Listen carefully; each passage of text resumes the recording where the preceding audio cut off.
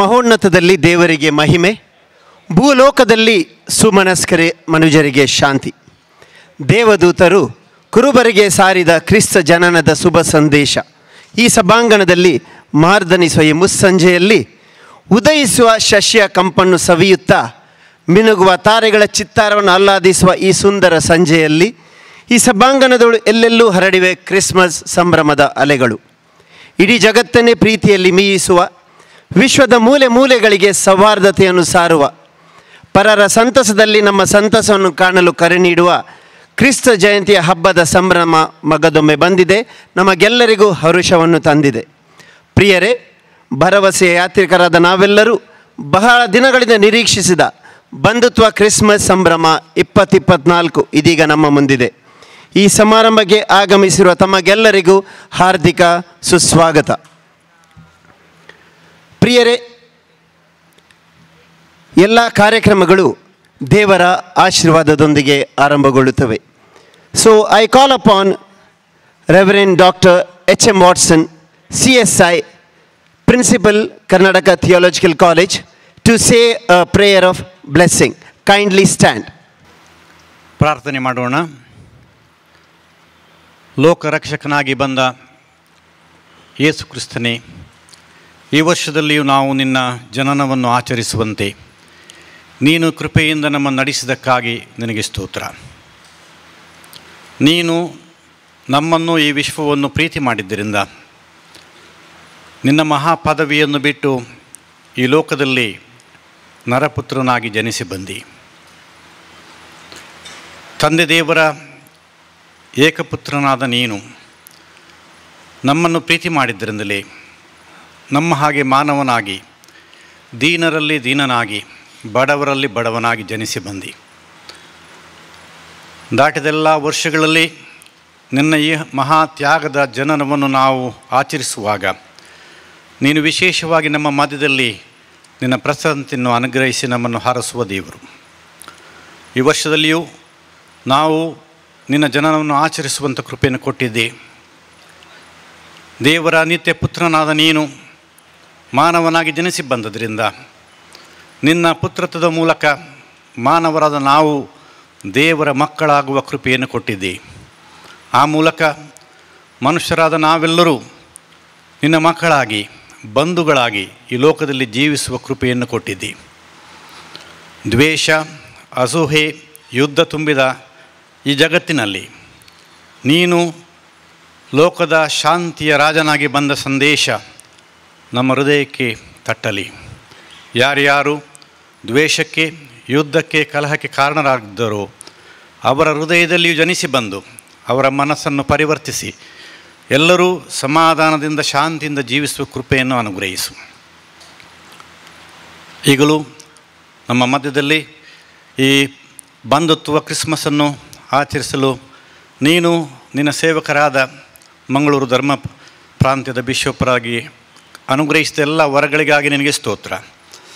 ಅವರ ಸಮರ್ಥ ನಾಯಕತ್ವದ ಮೂಲಕ ಧರ್ಮ ಪ್ರಾಂತ್ಯಕ್ಕೂ ನಮ್ಮ ಸಮಾಜಕ್ಕೂ ನೀನು ನೀಡುತ್ತಿರುವ ಮಾರ್ಗದರ್ಶನಕ್ಕಾಗಿ ನಿನಗೆ ಸ್ತೋತ್ರ. ಅವರನ್ನು ಮುಂದೆಯೂ ನಿನ್ನ ಸಾಧನವಾಗಿ ಉಪಯೋಗಿಸು.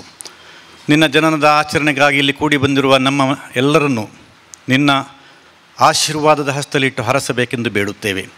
ಮತ್ತು ನಮ್ಮ ಆಚರಣೆಯಲ್ಲಿ ನೀನು ಪ್ರಸನ್ನನಾಗಿ ನಾವು ಸಂತೋಷ ಪಡುವಂತೆ, ನೀನು ಕೊಡುವ ಆ ದಿವ್ಯ ಸಂದೇಶವನ್ನು ನಾವು ಒಬ್ಬೊಬ್ಬರು ಸ್ವೀಕರಿಸುವಂತೆ ಕೃಪೆಯನ್ನು ಅನುಗ್ರಹಿಸು.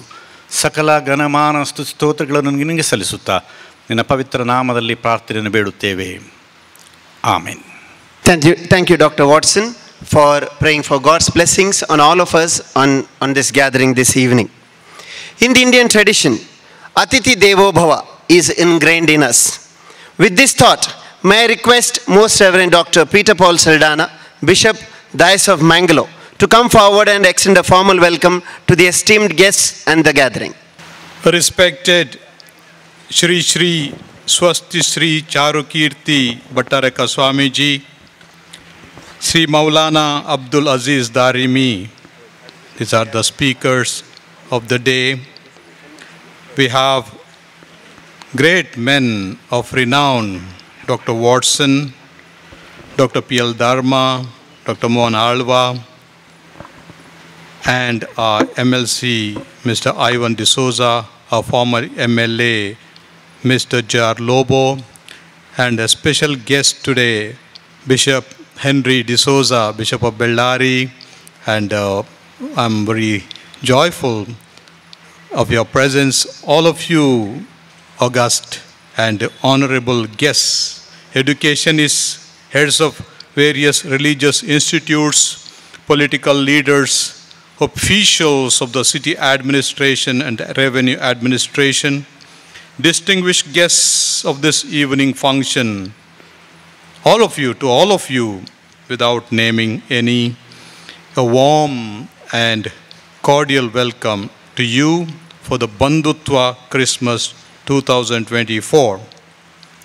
I also gratefully remember Dr. Enapoya Abdul Kunyi and Mr. U.T. Khadar, our speaker, who have informed me about your inability to attend this function. Your presence is precious and it is a blessing for us, and this evening's time spent together will remain memorable. We are honored by your presence. This is a moment to forge new relationships among us and make new friends. Christmas invites us to build fresh and warm relationships. Jesus has led the way to build effective relationship with God, the Father, and among ourselves. He related with rich and poor alike. However, his heart went out with an option for the poor when he saw the people struggling in life, crying due to the social isolation and injustice, or the loss of a loved one, or due to some sickness. He sought the company of those who were last and least cast out from the society, and even dined with them. Certain social customs he had to break, like touching the patients affected by leprosy, risking ritual uncleanness. He underlined the noble dignity of human beings who are called to the status of being the children of God. The Church believes that the Son of God, by becoming man, has united himself in some fashion with every human being. He is like us in all things except sin. He lived the normal life of an ordinary carpenter and worked with human hands. He thought with a human mind and acted by human choice and loved with a human heart. Jesus teaches even today to build warm relationships by treating each one as someone special, that is, the image of God and the child of God, a great dignity that is given to us by God Himself. Today, digital technology has advanced to help us to build the network of relationship, but the impact is not as expected. Many times, some are closer to those who are far and far from those who are near. Though there is a growing interdependence at the international levels and the business world among men and women, still brotherly dialogue, mutual friendly encounter does not reach its perfection.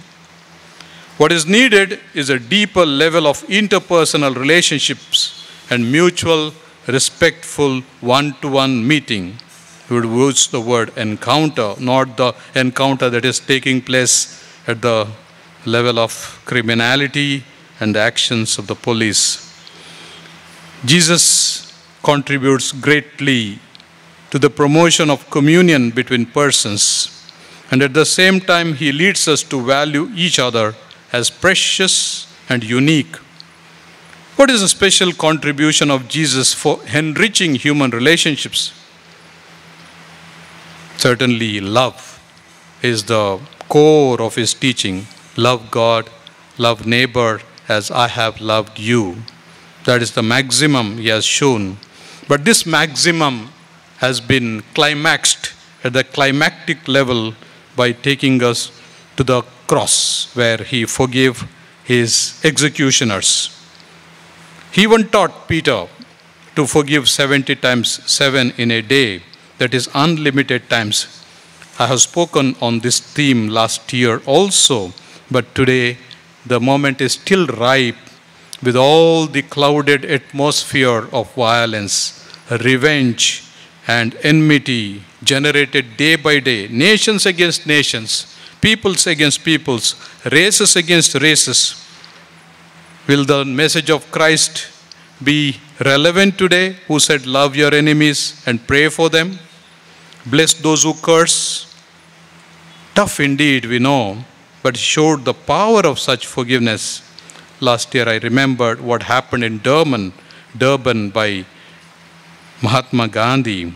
Forgiveness, he said, has raised the dignity of Indians in South Africa.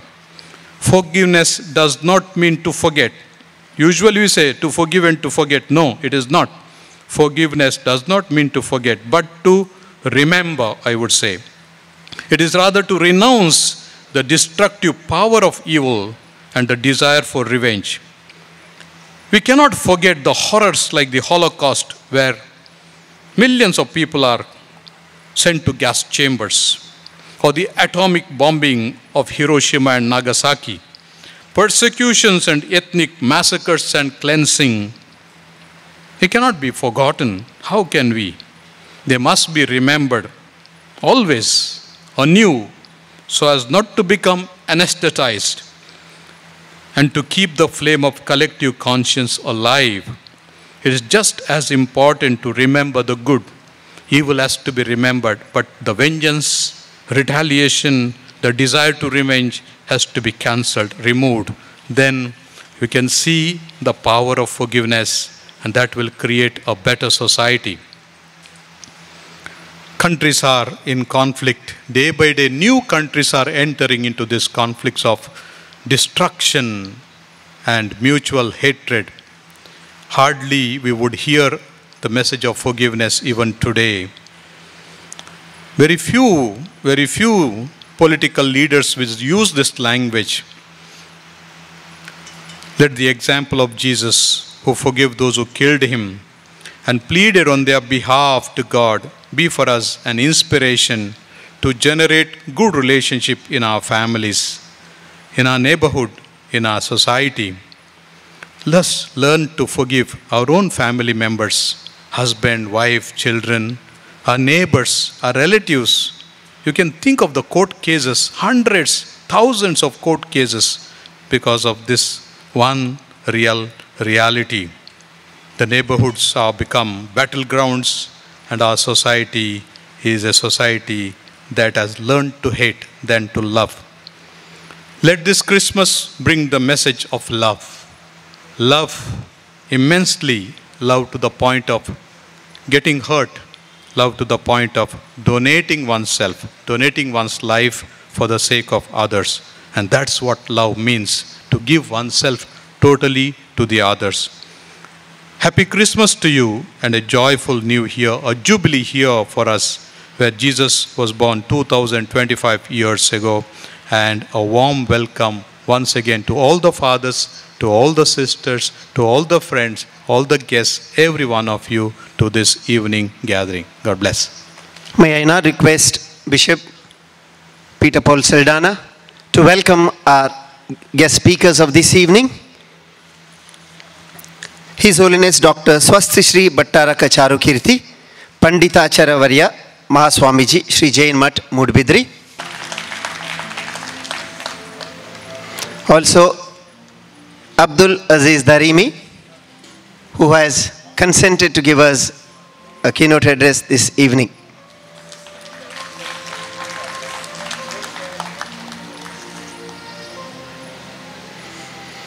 My dear people, when you think of Christmas, what comes to your mind? When you think of Christmas, what comes to your mind? Yes? Christ. Yes? Anything else? Cake and carols and many other things, surely. So, the sweetness of Christmas is always in the cake and in many other things, including Christ. So, today, this evening, we are very happy to invite our guests to cut this cake. I call upon Most Reverend Dr. Peter Paul Saldanha, Most Reverend Dr. Henry D'Souza, Dr. Swastishri Bhattaraka Charukirti Swamiji, Mr. Hari Krishna IRS, Brahmakumari Vishweshwari, Abdul Aziz Darimi, and Dr. Mohan Alwa to come forward and cut this cake, and also Ivan D'Souza, MLC.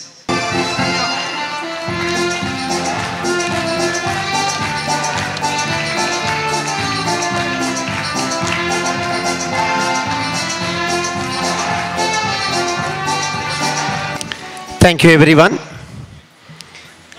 We have amongst us a man who scaled great heights at a very young age. Bhattaraka is said to mean a scholar who has mastered all branches of knowledge and arts with an unquenching thirst for knowledge.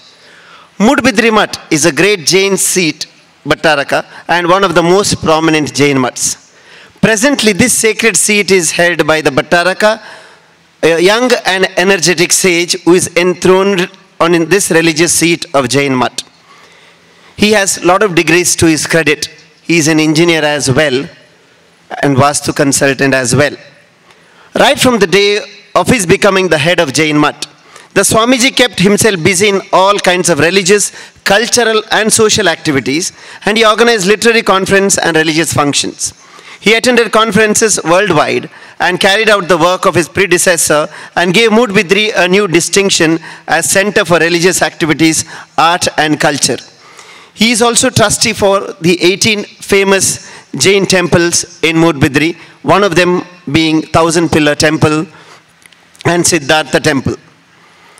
He was a principal speaker at many religious gatherings around worldwide, and his speeches are listened to by lakhs of people. Dear Dr. Swastishri Bhattaraka Charukirti, we are all ears to listen to you. Over to you now. Omkaram Bindu Sanyuktam Nityam Dhyayanti Yoginaha Kamadam Mokshadam Chaiva Omkaraya Namo Namaha. ದೇವಾದಿದೇವರಾದಂಥ ಭಗವಾನ್ ಪಾರ್ಶ್ವನಾಥ ಸ್ವಾಮಿ ಹಾಗೂ ನಾವು ನಂಬಿಕೊಂಡು ಬಂದಂಥ ಸರಸ್ವತಿ ಮಾತೆಯನ್ನು ಅತ್ಯಂತ ಶ್ರದ್ಧಾ ಭಕ್ತಿಯಿಂದ ಸ್ಮರಿಸಿಕೊಳ್ಳುತ್ತಾ, ನಮ್ಮದೇ ಊರಿನ, ನಮ್ಮದೇ ನೆಲದ, ನಮ್ಮದೇ ಸಂಸ್ಕೃತಿ ಮತ್ತು ಪರಿಸರದ ಮಧ್ಯೆ ಇದ್ದಂಥ ಸಹೋದರ ಧರ್ಮವಾದ ಕ್ರೈಸ್ತ ಬಂಧುಗಳ ಪ್ರೀತಿಯ ಆಹ್ವಾನಕ್ಕೆ ಮನ್ನಿಸಿ ನಮ್ಮ ಎಲ್ಲ ಧರ್ಮ ಪ್ರಾಂತ್ಯಗಳ ಮಂಗಳೂರು ಪ್ರಾಂತದ ಕೇಂದ್ರ ಸ್ಥಾನವಾದ ಬಿಷಪ್ ಹೌಸಿಗೆ ಬಂದದ್ದು ಇವತ್ತು ತುಂಬ ಸಂತೋಷ ಆಗಿದೆ. ಬಿಷಪ್ರ ಮಧ್ಯದಲ್ಲಿ 2-3 ಬಿಷಪ್ಗಳು ಇಲ್ಲಿದ್ದಾರೆ.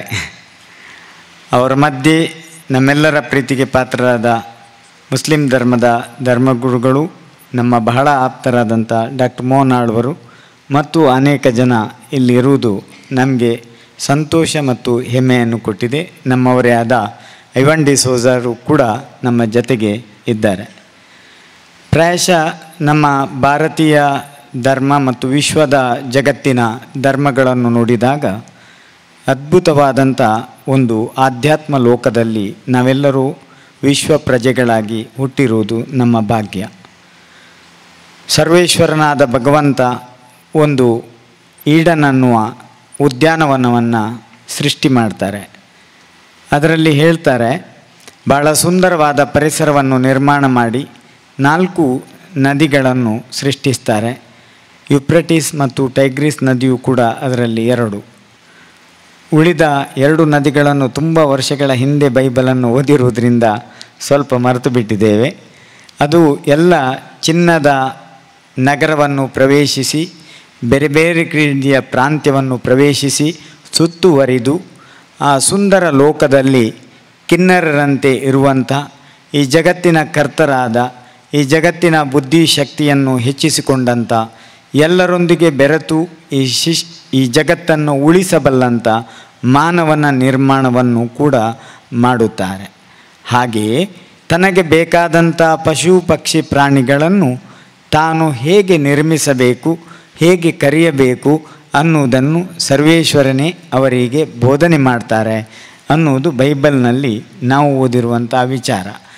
ಅದರಲ್ಲಿ ಬೇರೆ ಬೇರೆ ರೀತಿಯ ಮನುಷ್ಯರು ಹುಡ್ತಾರೆ ಮತ್ತು ಅದರಲ್ಲಿ ಪುರುಷ ಮತ್ತು ಸ್ತ್ರೀಯರನ್ನು ಅದೇ ರೀತಿಯಾಗಿ ಅವರ ಸಂಸಾರವನ್ನು ಯಾವ ರೀತಿಯಾಗಿ ಇರಬೇಕು, ಅವರು ಯಾರ ಒಂದು ವಿಚಾರಧಾರೆಗಳನ್ನು ಶ್ರದ್ಧೆ ಮಾಡಬೇಕು, ಅದನ್ನು ಹೇಗೆ ಅವರು ನಂಬಿಕೆಯಿಂದ ತಮ್ಮ ಜೀವನದಲ್ಲಿ ಸಾಚತನವನ್ನು, ಸತ್ಯ ಮತ್ತು ಶೀಲವನ್ನು ಹೇಗೆ ಹೊಂದಾಣಿಕೆ ಮಾಡಿಕೊಂಡು ಒಂದು ಪವಿತ್ರವಾದಂಥ ಮದುವೆ ಅನ್ನುವ ಸಂದರ್ಭವನ್ನು ಹೇಗೆ ಸಂಸಾರವನ್ನು ಸಾಗಿಸಬೇಕು ಅನ್ನುವುದನ್ನು ಕೂಡ ಭಾರತೀಯ ತತ್ವಶಾಸ್ತ್ರ ಮತ್ತು ಧರ್ಮದಲ್ಲಿ ಹೇಗೆ ತಿಳಿಸಿದ್ದಾರೋ ಅದೇ ಮಾದರಿಯ ಶಾಸ್ತ್ರಗಳನ್ನು ಯೇಸುಕ್ರಿಸ್ತರ ಈ ಸರ್ವಶಕ್ತನಾದ ಭಗವಂತನ ಸರ್ವೇಶ್ವರನ ವಿಚಾರವಾಗಿ ಅಬ್ರಾಹಮನಿಗೆ ಹೇಳುವಂಥ ವಿಚಾರಗಳು ಎಲ್ಲವೂ ಕೂಡ ಅದರಲ್ಲಿ ವ್ಯಕ್ತವಾಗಿರುವುದನ್ನು ನಾವು ಕಂಡುಕೊಂಡಿದ್ದೇವೆ.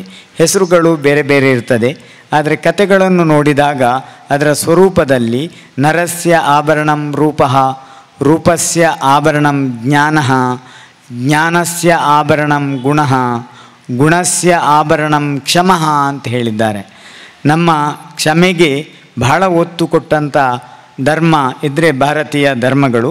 ಅದರಲ್ಲೂ ಅಹಿಂಸೆಯನ್ನೇ ಪರಮಧರ್ಮವಾಗಿ ಸ್ವೀಕರಿಸಿದಂಥ ತೀರ್ಥಂಕರರು ತಮ್ಮ ಬೋಧನೆಯಲ್ಲಿ ಅಹಿಂಸೆಗೆ ಬಹಳ ಮಹತ್ವವನ್ನು ಕೊಟ್ಟದ್ದು ಮಾತ್ರವಲ್ಲದೆ ತನ್ನ ಬಂಧು ಧರ್ಮವಾದ ಕ್ರೈಸ್ತರು, ವಿಶೇಷವಾಗಿ ಜೀಸಸ್ ಕ್ರೈಸ್ಟ್ ಅಥವಾ ನಜರತ್ ಕ್ರೈಸ್ತ ಅಂತ ಹೇಳ್ಬೋದು ನಾವು. ಯಾಕಂದರೆ ಅವರು ನಜರತ್ ಅನ್ನುವ ಗ್ರಾಮದಲ್ಲಿ ಹುಟ್ಟಿದ್ದು ಅಂತ ಅಲ್ವಾ ಬಿಷಪ್ರೆ? ಹಾಗಾಗಿ ಅವರಿಗೆ ನಜರತ್ ಕ್ರಿಸ್ತ ಅಂತ ಹೇಳಿದರು. ಆ ನಜರತ್ ಕ್ರಿಸ್ತರು ಎಷ್ಟು ಒಳ್ಳೆಯ ವ್ಯಕ್ತಿ ಅಂತ ಹೇಳಿದರೆ, ಎಂಥ ದುಷ್ಟ ಶಕ್ತಿಗಳು ಕೂಡ ಅವರಿಗೆ ಕೈಗೆ ಮೊಳೆಯನ್ನು ಹಾಕಿ 33 ವಯಸ್ಸಿಗೆ, ಅದು ಬೈಬಲ್ನಲ್ಲಿ ರೋಮನ್ ಕ್ಯಾಥೋಲಿಕ್ನಲ್ಲಿ 34ನೇ ವರ್ಷ ಅಂತ ಹೇಳ್ತಾರೆ, ಪ್ರಾಯ 34ನೇ ವರ್ಷ ಅಂದರೆ ನಮ್ಮಲ್ಲಿ ರೋಮನ್ ಕ್ಯಾಥೋಲಿಕರು ಹೆಚ್ಚು ಇಲ್ಲಿ ದಕ್ಷಿಣ ಕನ್ನಡ ಜಿಲ್ಲೆಯಲ್ಲಿ. ಹಾಗಾಗಿ ಅದರಲ್ಲಿ 34ನೇ ವರ್ಷಕ್ಕೆ ಅವರು ಯಂಗ್ ಏಜ್ ಬ್ಲಡ್ ಅಂದರೆ ಹಾಟ್ ಬ್ಲಡ್, ಐವನ್ ಡಿಸೋಜ ಇದ್ದ ಹಾಗೆ ಅಂಥ ಒಂದು ವಯಸ್ಸಿನಲ್ಲಿ ಅವರಿಗೆ ಮೊಳೆ ಹೊಡೆದರೆ ನಾವೆಲ್ಲ ಸಹಿಸ್ಕೊಳ್ತೇವ? ಎಂಥ ಒಂದು ಅದ್ಭುತವಾದ ಕಥನಕವನ್ನು ನಮ್ಮ ಕಣ್ಣ ಮುಂದೆ ಇಟ್ಟಿದ್ದಾರೆ.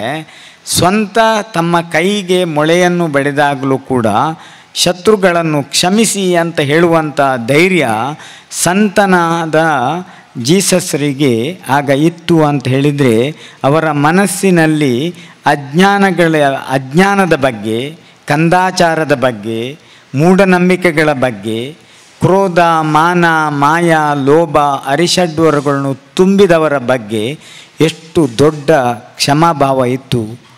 ಹಾಗಾದರೆ ಎಂತಹ ಒಂದು ಅಸಾಧಾರಣವಾಗಿರ್ತಕ್ಕಂಥ ಅನುಕಂಪ, ಕರುಣೆ ಅವರ ರಕ್ತದಲ್ಲಿತ್ತು ಅನ್ನೋದು ನಾವು ಕಂಡುಕೊಳ್ಳುವಂಥ ಸತ್ಯ. ಇದನ್ನೇ ಭಗವಾನ್ ಪಾರ್ಶ್ವನಾಥ ತೀರ್ಥಂಕರರ ಕಾಲದಲ್ಲೂ ಶಂಬರದೇವನು ಅಗ್ನಿಯ ಮಳೆಯನ್ನು ಗರೆದಾಗ, ಅವರಿಗೆ ನಾನಾ ರೀತಿಯ ಪೀಡೆಯನ್ನು ಮಾಡಿದಾಗ, ಕೃಷ್ಣನಿಗೆ ಶಿಶುಪಾಲ ದಂತವಕ್ರರು ಪೀಡೆಯನ್ನು ಕೊಟ್ಟಾಗ ಯಾವ ರೀತಿಯ ಕ್ಷಮಾಗುಣವನ್ನು ಕೃಷ್ಣನು ಧರಿಸಿದ್ದನು, ಅದೇ ಕ್ಷಮಾಗುಣವನ್ನು ಪಾರ್ಶ್ವನಾಥರು ಧರಿಸಿದ್ದಾರೋ, ಅದೇ ಕ್ಷಮಾಗುಣವನ್ನು ಆ ನಂತರದಲ್ಲಿ ಹುಟ್ಟಿದಂಥ ನಜರತ್ ಯೇಸುಕ್ರಿಸ್ತರು ತಮ್ಮ ಯಂಗ್ ಏಜಿನಲ್ಲಿ, ಯುವ ವ್ಯವಸ್ಥೆಯಲ್ಲಿ ತಾವು ಮತ್ತೊಬ್ಬರಿಗೆ ರಕ್ತ ಸುರಿಯುತ್ತಿದ್ದರು, ಕಾಲನ್ನು ಕಟ್ಟಿದ್ದರು, ಶಿಲುಬೆಯಲ್ಲಿ ಏರಿಸಿದ್ದರು, ಅವರನ್ನು ಕ್ಷಮಿಸಿ ಅನ್ನುವ ಶ್ರೇಷ್ಠ ಗುಣವನ್ನು ಧರಿಸಿದ್ರಿಂದಲೇ ಇವತ್ತು ಜಗತ್ತಿನಲ್ಲಿ ಅತಿ ಹೆಚ್ಚು ಸಂಖ್ಯೆ ಉಳ್ಳಂಥ ಅನುಯಾಯಿಗಳನ್ನು ಅನುಸರಿಸಿದಂಥ ಧರ್ಮ ಇದ್ದರೆ ಅದು ಕ್ರೈಸ್ತ ಧರ್ಮ. ನಮ್ಮ ರಮನಾಥ್ ರೈಗಳು ಇವತ್ತು ನಮ್ಮ ಜೊತೆಗೆ ಆಗಮಿಸಿದ್ದಾರೆ, ಸೇರಿಕೊಂಡಿದ್ದಾರೆ. ತುಂಬ ಸಂತೋಷದ ವಿಚಾರ. ಈ ಜಿಲ್ಲೆಗೆ ಪ್ರಾಯಶಃ ಇಡೀ ಕರ್ನಾಟಕಕ್ಕೆ ಮತ್ತು ಭಾರತಕ್ಕೆ ಅತಿ ಹೆಚ್ಚು ಕ್ರೈಸ್ತರನ್ನು ಆಯ್ಕೆ ಮಾಡಿರುವಂಥದ್ದು ಅದು ಕೇರಳದಲ್ಲಿ ಮತ್ತು ದಕ್ಷಿಣ ಕನ್ನಡ ಜಿಲ್ಲೆಯಲ್ಲಿ ಮತ್ತು ಕರಾವಳಿ ಪ್ರಾಂತ್ಯದಲ್ಲಿ. ಅಂದರೆ ಇಲ್ಲಿ ಜ್ಞಾನ ಹೆಚ್ಚಿತ್ತು, ಎಲ್ಲಿ ಎಜುಕೇಟೆಡ್ ಇದ್ದಾರೆ ಅಲ್ಲಿ ಶಿಕ್ಷಣ ಹೆಚ್ಚಾದ ಹಾಗೆ ನಮ್ಮಲ್ಲಿರತಕ್ಕಂಥ ಅಜ್ಞಾನವು ಕಳಚಿ ಹೋಗ್ತದೆ, ಸುಜ್ಞಾನವು ಬರ್ತದೆ. ಯಾವಾಗ ಸುಜ್ಞಾನ ಬರ್ತದೆ ಆಗ ಸುವಾರ್ತೆಗಳನ್ನು ಕೇಳತಕ್ಕಂಥ ಮನಸ್ಸು ತಯಾರಾಗ್ತದೆ. ಹೊಲದಲ್ಲಿ ಹಾಗೆ ಬೀಜ ಬಿತ್ತುವುದಿಲ್ಲ. ಮಳೆಗಾಲದಲ್ಲಿ ಭೂಮಿ ಹಸನಾದಾಗ ಮಾತ್ರ ಬೀಜವನ್ನು ಬಿತ್ತಲಾಗ್ತದೆ. ಅದೇ ರೀತಿಯಾಗಿ ಮನಸ್ಸು ಹದಗೊಳ್ಳುವಂಥದ್ದು, ಮನಸ್ಸು ತಯಾರಾಗುವಂಥದ್ದು ನಮ್ಮ ಮೃಗೀಯ ಭಾವನೆ ಅಳಿದಾಗ ಮಾತ್ರ. ಜಗತ್ತಿನ ಎಲ್ಲೆಡೆಯೂ ಕ್ರೋಧ, ಮಾನ, ಮಾಯ, ಲೋಭವುಳ್ಳಂಥ ವ್ಯಕ್ತಿಗಳಿದ್ದಾರೆ. ಜಗತ್ತಿನ ಎಲ್ಲೆಡೆಯೂ ಕ್ಷಮ, ಮಾರ್ಧವ, ಆರ್ಜವ, ಶೌಚ, ಸಂಯಮವನ್ನುಳ್ಳಂಥ ವ್ಯಕ್ತಿಗಳೂ ಇದ್ದಾರೆ. ಈ ಎರಡು ಜ್ಞಾನ ಮತ್ತು ಅಜ್ಞಾನ ಅನ್ನುವ ಎರಡು ಜಾತಿಗಳು ಜಗತ್ತಿನಲ್ಲಿ ಎಲ್ಲ ಕಡೆಯೂ ಇರುತ್ತದೆ. ಈ ಅಜ್ಞಾನ ಎನ್ನುವ ಜಾತಿ ಇದೆಯಲ್ಲ, ಇದು ಈ ಜಗತ್ತಿಗೆ ದೊಡ್ಡ ಪಿಡುಗು. ಇದು ಎಲ್ಲ ಕಡೆಯೂ ಯುದ್ಧವನ್ನು ಸೃಷ್ಟಿಸುತ್ತದೆ, ಎಲ್ಲ ಕಡೆಯೂ ಕಂದಕವನ್ನು ಸೃಷ್ಟಿಸುತ್ತದೆ. ಯಾವೊಬ್ಬ ಕಲಾವಿದ ಇದ್ದಾನೆ, ಯಾವೊಬ್ಬ ಕಲಾಕಾರ ಇದ್ದಾನೆ, ಯಾವೊಬ್ಬ ಶಿಕ್ಷಣ ತಜ್ಞನಿದ್ದಾನೆ, ಯಾವೊಬ್ಬ ಸಂತನಿದ್ದಾನೆ, ಇವನು ಈ ಕಂದಕವನ್ನು ಮುಚ್ಚಿಸುವ ಕೆಲಸವನ್ನು ಮಾಡುತ್ತಾನೆ. ಹಾಗಾಗಿ ಯೇಸು ಕ್ರಿಸ್ತ ಸಂಗೀತಗಾರ ಅಲ್ಲದಿದ್ದರೂ ಬೆಟ್ಟದ ಮೇಲೆ ಕುಳಿತು ಹಾಡುತ್ತಿದ್ದ ಸಂಗೀತಗಾರನಾಗುತ್ತಿದ್ದರು. ಯೇಸು ಕ್ರಿಸ್ತ ಒಬ್ಬ ದಾರ್ಶನಿಕ ಅಲ್ಲದಿದ್ದರೂ ಸರ್ವೇಶ್ವರನ ಎಲ್ಲ ವಿಚಾರಗಳನ್ನು ಧಾರಣೆ ಮಾಡಿ ಆ ಜಗತ್ತಿಗೆ ಕುರುಡನಾದವನಿಗೆ ಕಣ್ಣನ್ನು ನೀಡುವ ದಯಾಮಯಿ ಕರುಣಾಳು ಆಗಿ ಹುಟ್ಟಿದ್ರು. ಒಬ್ಬ ಕುರಿ ಮೇಯಿಸುವ ವ್ಯಕ್ತಿಗೂ ಒಬ್ಬ ಆದರ್ಶ ಅನುಕಂಪವನ್ನು ತೋರುವ ನಾಥನಾಗಿ ಹುಟ್ಟಿದ್ರು. ಅನೇಕ ಅಜ್ಞಾನವನ್ನು ಮಾಡ್ತಾ ಇದ್ದಂಥ ವ್ಯಕ್ತಿಗಳ ಮಧ್ಯೆಯೂ ಕೂಡ ಕೊಲೆ ಗಡುಕರಿಗೂ ಅವರು ಒಬ್ಬ ಕರುಣಾಳು ಆಗಿ ಹುಡ್ತಾ ಇದ್ದರು. ಇದಕ್ಕೆಲ್ಲ ಕಾರಣ ತನ್ನ ಬದುಕಿನ ವರ್ತಮಾನದ ಜಂಜಾಟಗಳಲ್ಲಿ ತಕ್ಷಣವೇ ಸಿಗುತ್ತಿದ್ದಂಥ ವೈರಿಗಳ ಕಾಟ. ಅದನ್ನು ತನ್ನ ಮನಸ್ಸಿನ ಹೃದಯದ ವಿಶಾಲತೆಯಿಂದ ಆ ಎಲ್ಲ ರೀತಿಯ ಚುಚ್ಚುವಿಕೆಯನ್ನು ಅವರು ಕ್ಷಮೆ ಅನ್ನುವ ಭಾವನೆಯ ಮೂಲಕ ಒಂದು ಹೇಗೆ ಗುರಾಣಿಯನ್ನು ಹಿಡಿದು ಕತ್ತಿಯ ಪೆಟ್ಟುಗಳನ್ನು ತಡೆಯಲಾಗುತ್ತದೋ ಹಾಗೆ ಕ್ಷಮೆ ಅನ್ನುವ ಗುರಾಣಿಯನ್ನು ಹಿಡಿದ ಯೇಸು ಕ್ರಿಸ್ತರಿಗೆ ಕ್ರೋಧ, ಮಾನ, ಮಾಯ, ಲೋಭಗಳು ಅಥವಾ ರೋಮನ್ನರ ಅನ್ನುವ ಭಾವನೆಗಳು ಯಾವುದೂ ಶತ್ರುತ್ವವನ್ನು ಕೊಟ್ಟಲಿಲ್ಲ. ಅವರಿಗೆ ಶತ್ರುತ್ವ ಕೊಟ್ಟಿದ್ದೇ ಅಜ್ಞಾನ. ಹಾಗಾಗಿ ಸುಜ್ಞಾನಗಳನ್ನು ಬೆಳೆಸಿಕೊಳ್ಳಿ, ಶಿಕ್ಷಣವನ್ನು ಬೆಳೆಸಿಕೊಳ್ಳಿ, ಎಲ್ಲರೂ ಕೂಡ ತಮ್ಮ ವರ್ತನೆಗಳನ್ನು ಸರಿಪಡಿಸಿಕೊಳ್ಳಿ ಅನ್ನುವ ಒಂದು ಸುವಾರ್ತನೆಯನ್ನು ತೀರ್ಥಂಕರು ಯಾವುದನ್ನು ಹೇಳಿದರು, ಗೀತೆಯಲ್ಲಿ ಕೃಷ್ಣನು ಯಾವುದನ್ನು ಬೋಧನೆ ಮಾಡಿದರು, ಅದನ್ನೇ ಜೀಸಸ್ ಅಥವಾ ನಜರತ್ ಕ್ರಿಸ್ತರು ಆ ಕಾಲದಲ್ಲಿ ಅವರಿಗೆ ಎದುರಾದಂಥ ಎಲ್ಲ ಸಮಸ್ಯೆಗಳನ್ನು ನಗು ಮೊಗದಿಂದ ತನಗೆ ಸಿಕ್ಕಿದ ದುಃಖ, ತನಗೆ ಸಿಕ್ಕಿದ ಸಮಸ್ಯೆ ಇನ್ನು ಯಾರಿಗೂ ಸಿಗಬಾರದು ಅನ್ನುವ ವಿಚಾರಗಳಿಗಾಗಿ ಅವರು ಒಳ್ಳೆಯ ವಿಚಾರಗಳನ್ನೇ ಹೇಳಿದರು. ತನ್ನ ಕೆನ್ನೆಗೆ ಹೊಡೆಯುವವನಿಗೆ ಮತ್ತೊಂದು ಕೆನ್ನೆಯನ್ನು ತೋರಿಸು ಅನ್ನುವ ಅಗಾಧವಾಗಿರ್ತಕ್ಕಂಥ ವಿಶಾಲತೆ ಬಾಯಿ ಮಾತಿನಲ್ಲಿ ಪ್ರವಚನ ಹೇಳಿದಾಗೆ ಅಲ್ಲ. ಒಂದು ಕಡೆಯಿಂದ ಯಾವ ಜೀಸಸ್ ಕ್ರೈಸ್ತರು ನಡೆದಾಡಿದಂಥ ಪವಿತ್ರ ಭೂಮಿ ಇದೆಯೋ ಅಲ್ಲೇ ಇವತ್ತು ಯುದ್ಧಗಳು ನಡೀತಾ ಇದ್ದಾವೆ. ಇಸ್ರೇಲ್ನಲ್ಲಿ ನಾವೆಲ್ಲ ನೋಡುತ್ತಿದ್ದೇವೆ. ಪ್ಯಾಲೆಸ್ತೈನ್ ಗಾಜಾಪಟ್ಟಿಯಲ್ಲಿ ನಡೆಯುವಂಥ ಯುದ್ಧದಲ್ಲಿ ಈಗ ನಮ್ಮ ಮಹಾತ್ಮರು ಒಬ್ಬರು ವಿಶೇಷವಾಗಿ ಒಂದು ಪ್ರಾರ್ಥನೆಯನ್ನು ಮಾಡಿದರು.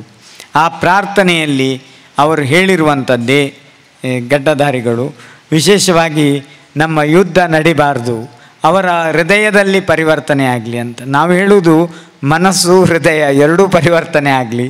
ಕೇವಲ ಹೃದಯದಲ್ಲಿ ಪರಿವರ್ತನೆ, ರಕ್ತ ಆಗ್ತದೆ, ಶುದ್ಧೀಕರಣ ಆಗ್ತದೆ, ಮನಸ್ಸಿನಲ್ಲೂ ಅವರ ಪರಿವರ್ತನೆ ಆಗಬೇಕು.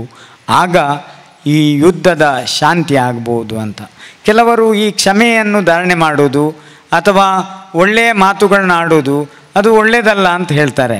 ಅಂದರೆ ಅಜ್ಞಾನದ ಒಂದು ವಶೀಭೂತವಾದ ವ್ಯಕ್ತಿತ್ವಗಳು ಮಾತ್ರ ಹಾಗೆ ಹೇಳ್ತೇವೆ ಹೊರತು, ಹಾಗಂತೇಳಿ ಕ್ಷಮೆದಾರನ ಮುಖ್ಯವಾದ ಕರ್ತವ್ಯ ಏನಿದೆ ಆ ಕರ್ತವ್ಯ ಮುಖ್ಯವಾಗಿ ಶಿಸ್ತನ್ನು ತರುವುದು, ಸಭ್ಯತೆಯನ್ನು ತರುವುದು, ಸತ್ಯ, ಅಹಿಂಸೆ, ಅಚೌರ್ಯ, ಅಪರಿಗ್ರಹ, ಬ್ರಹ್ಮಚರ್ಯ ಅನ್ನುವಂಥ ಒಳ್ಳೆಯ ಗುಣಗಳು. ಶುಭ ಶುಕ್ರವಾರದೊಂದು ಮಾಂಸಾಹಾರ ಸೇವನೆ ನಿಷಿದ್ಧ ಅನ್ನೋದನ್ನು ಯೇಸು ಕ್ರಿಸ್ತರು ಹೇಳಿದ್ದಾರೆ ಸ್ವಾಮಿ. ಹಾಗಾಗಿ ಕ್ರೈಸ್ತರಲ್ಲೂ ಸಸ್ಯಾಹಾರಿಗಳಿದ್ದಾರೆ, ಮುಸ್ಲಿಮರಲ್ಲೂ ಸಸ್ಯಾಹಾರಿಗಳಿದ್ದಾರೆ, ಹಿಂದೂಗಳಲ್ಲೂ ಸಸ್ಯಾಹಾರಿಗಳಿದ್ದಾರೆ, ಜೈನರಲ್ಲೂ ಸಸ್ಯಾಹಾರಿಗಳು ಇದ್ದೇ ಇದ್ದಾರೆ. ಒಬ್ಬರು ಯಾರಾದರೂ ಮಾಂಸಾಹಾರ ಮಾಡಿದರೆ ಅದಕ್ಕೆ ಜೈನ ಧರ್ಮದ ಮಿಸ್ಟೇಕ್ ಅಲ್ಲ, ಅಥವಾ ಕ್ರೈಸ್ತನ ಮಿಸ್ಟೇಕ್ ಅಲ್ಲ, ಅಥವಾ ಹಿಂದೂಗಳ ಮಿಸ್ಟೇಕ್ ಅಲ್ಲ. ಅದು ನಮ್ಮ ಮನಸ್ಸಿನ ಒಳಗೆ ಪರಿವರ್ತನೆ ಆಗುವ ಗುಣವೇ ಹೊರತು ಮತ್ತೇನೂ ಅಲ್ಲ. ಹಾಗಾಗಿ ನಮ್ಮಲ್ಲಿ ಕಡಿಮೆ ಹಿಂಸೆ ಆಗಲಿ ಅನ್ನೋದು, ಪರಿಪೂರ್ಣವಾದ ಹಿಂಸೆಯನ್ನು ಬಿಟ್ಟವನು ಭಗವಂತ, ಸರ್ವಶಕ್ತನಾದಂಥ ಸರ್ವೇಶ್ವರ. ಅವನಂತೂ ಪರಿಪೂರ್ಣವಾದ ಅಹಿಂಸಕ. ಆದರೆ ನಮ್ಮ ಮನಸ್ಸಿನ ಒಳಗೆ ಬರುವಂಥ ತಾಕಲಾಟಗಳನ್ನು ಒಂದೊಂದನ್ನೇ ನಾವು ಬಿಡಿಸುತ್ತಾ ಹೋದಾಗ ಜೀಸಸ್ ಕ್ರೈಸ್ತ ಯಾಕೆ ಜಗತ್ತಿನಲ್ಲಿ ಇಷ್ಟು ದೊಡ್ಡ ಪ್ರವಾದಿಯಾದರು, ಯಾಕೆ ಇಷ್ಟೊಂದು ರಾಷ್ಟ್ರಗಳ ಅಧಿಕಾರಿಯಾದರು, ಇಷ್ಟೊಂದು ರಾಷ್ಟ್ರಗಳಲ್ಲಿ ಜಗತ್ತಿನೆಲ್ಲೆಡೆ ಚರ್ಚ್ಗಳು ಬಂದಿದ್ದಾವೆ ಅಂತ ಹೇಳಿದಾಗ ಅವರ ಅಸ್ತ್ರ ಅಹಿಂಸೆ, ಅವರ ಅಸ್ತ್ರ ವಿಶ್ವ ಬಂಧುತ್ವ. ಆ ವಿಶ್ವ ಬಂಧುತ್ವವನ್ನು ತೋರಿಸಿದ್ರಿಂದಾಗಿ ಜಗತ್ತಿನ ಎಲ್ಲೆಡೆ ಕೂಡ ಇವತ್ತು ಅದನ್ನು ಆಕರ್ಷಕವಾಗಿ ಆಯ್ಕೆ ಮಾಡಿದರು, ಸ್ವಾಗತ ಮಾಡಿದರು. ಹಾಗಾಗಿ ಇವತ್ತು ನಾವು ಭಾರತದಲ್ಲಿ ಕ್ರೈಸ್ತ ಧರ್ಮವನ್ನು ಹೇಗೆ ಕಾಣಬೇಕು, ನಮ್ಮ ಹಿಂದೂ ಧರ್ಮವನ್ನು ಮತ್ತು ಜೈನ ಧರ್ಮವನ್ನು ಮತ್ತು ಸಿಖ್ ಧರ್ಮವನ್ನು ಹಾಗೂ ಪಾರಸಿಕರು ನಾವು ಹೇಗೆ ಇರಬೇಕು ಅನ್ನುವುದನ್ನು ಕಂಡುಕೊಳ್ಳುವ ಒಂದು ಒಳ್ಳೆಯ ಕೆಲಸವನ್ನು ಬಿಷಪ್ ಹೌಸ್ ಮೂಲಕ ಇವತ್ತು ನೀವು ಮಾಡಿರುವುದು ನಮಗೆ ತುಂಬ ಸಂತೋಷವಾಗಿದೆ. ನಾವು ಒಬ್ಬ ಮಠಾಧಿಪತಿಗಳಾಗಿ ಕಳೆದ 25 ವರ್ಷಗಳಲ್ಲಿ ಮೊದಲನೇ ವರ್ಷದಲ್ಲೇ ನಮಗೆ ಆಹ್ವಾನವನ್ನು ಇಲ್ಲಿಯ ಬಿಷಪ್ರು ಕೊಟ್ಟಿದ್ದರು. ಆದರೆ ಯಾವುದೋ ಒಂದು ಕಾರಣದಿಂದ ನಮಗೆ ಬರಲಿಕ್ಕೆ ಆಗಲಿಲ್ಲ. ಆದರೆ 2000ನೇ ಇಸ್ವಿಯ ಇಡೀ ದಕ್ಷಿಣ ಭಾರತದ ಜೀಸಸ್ ಕ್ರೈಸ್ತರ ಜಗತ್ತಿನ ಹಬ್ಬವಾಗಿ ಆಚರಿಸಿದ ಮೈಸೂರಿನ ಸಂದರ್ಭದಲ್ಲಿ ನಮ್ಮ ದೀಕ್ಷಾ ಗುರುಗಳಾದ ಶ್ರವಣಬೆಳಗೊಳದ ಸ್ವಾಮೀಜಿಯವರಿಗೆ ಬಂದ ಆಹ್ವಾನವನ್ನು ನಮಗೆ ಕೊಟ್ಟಿದ್ದರು.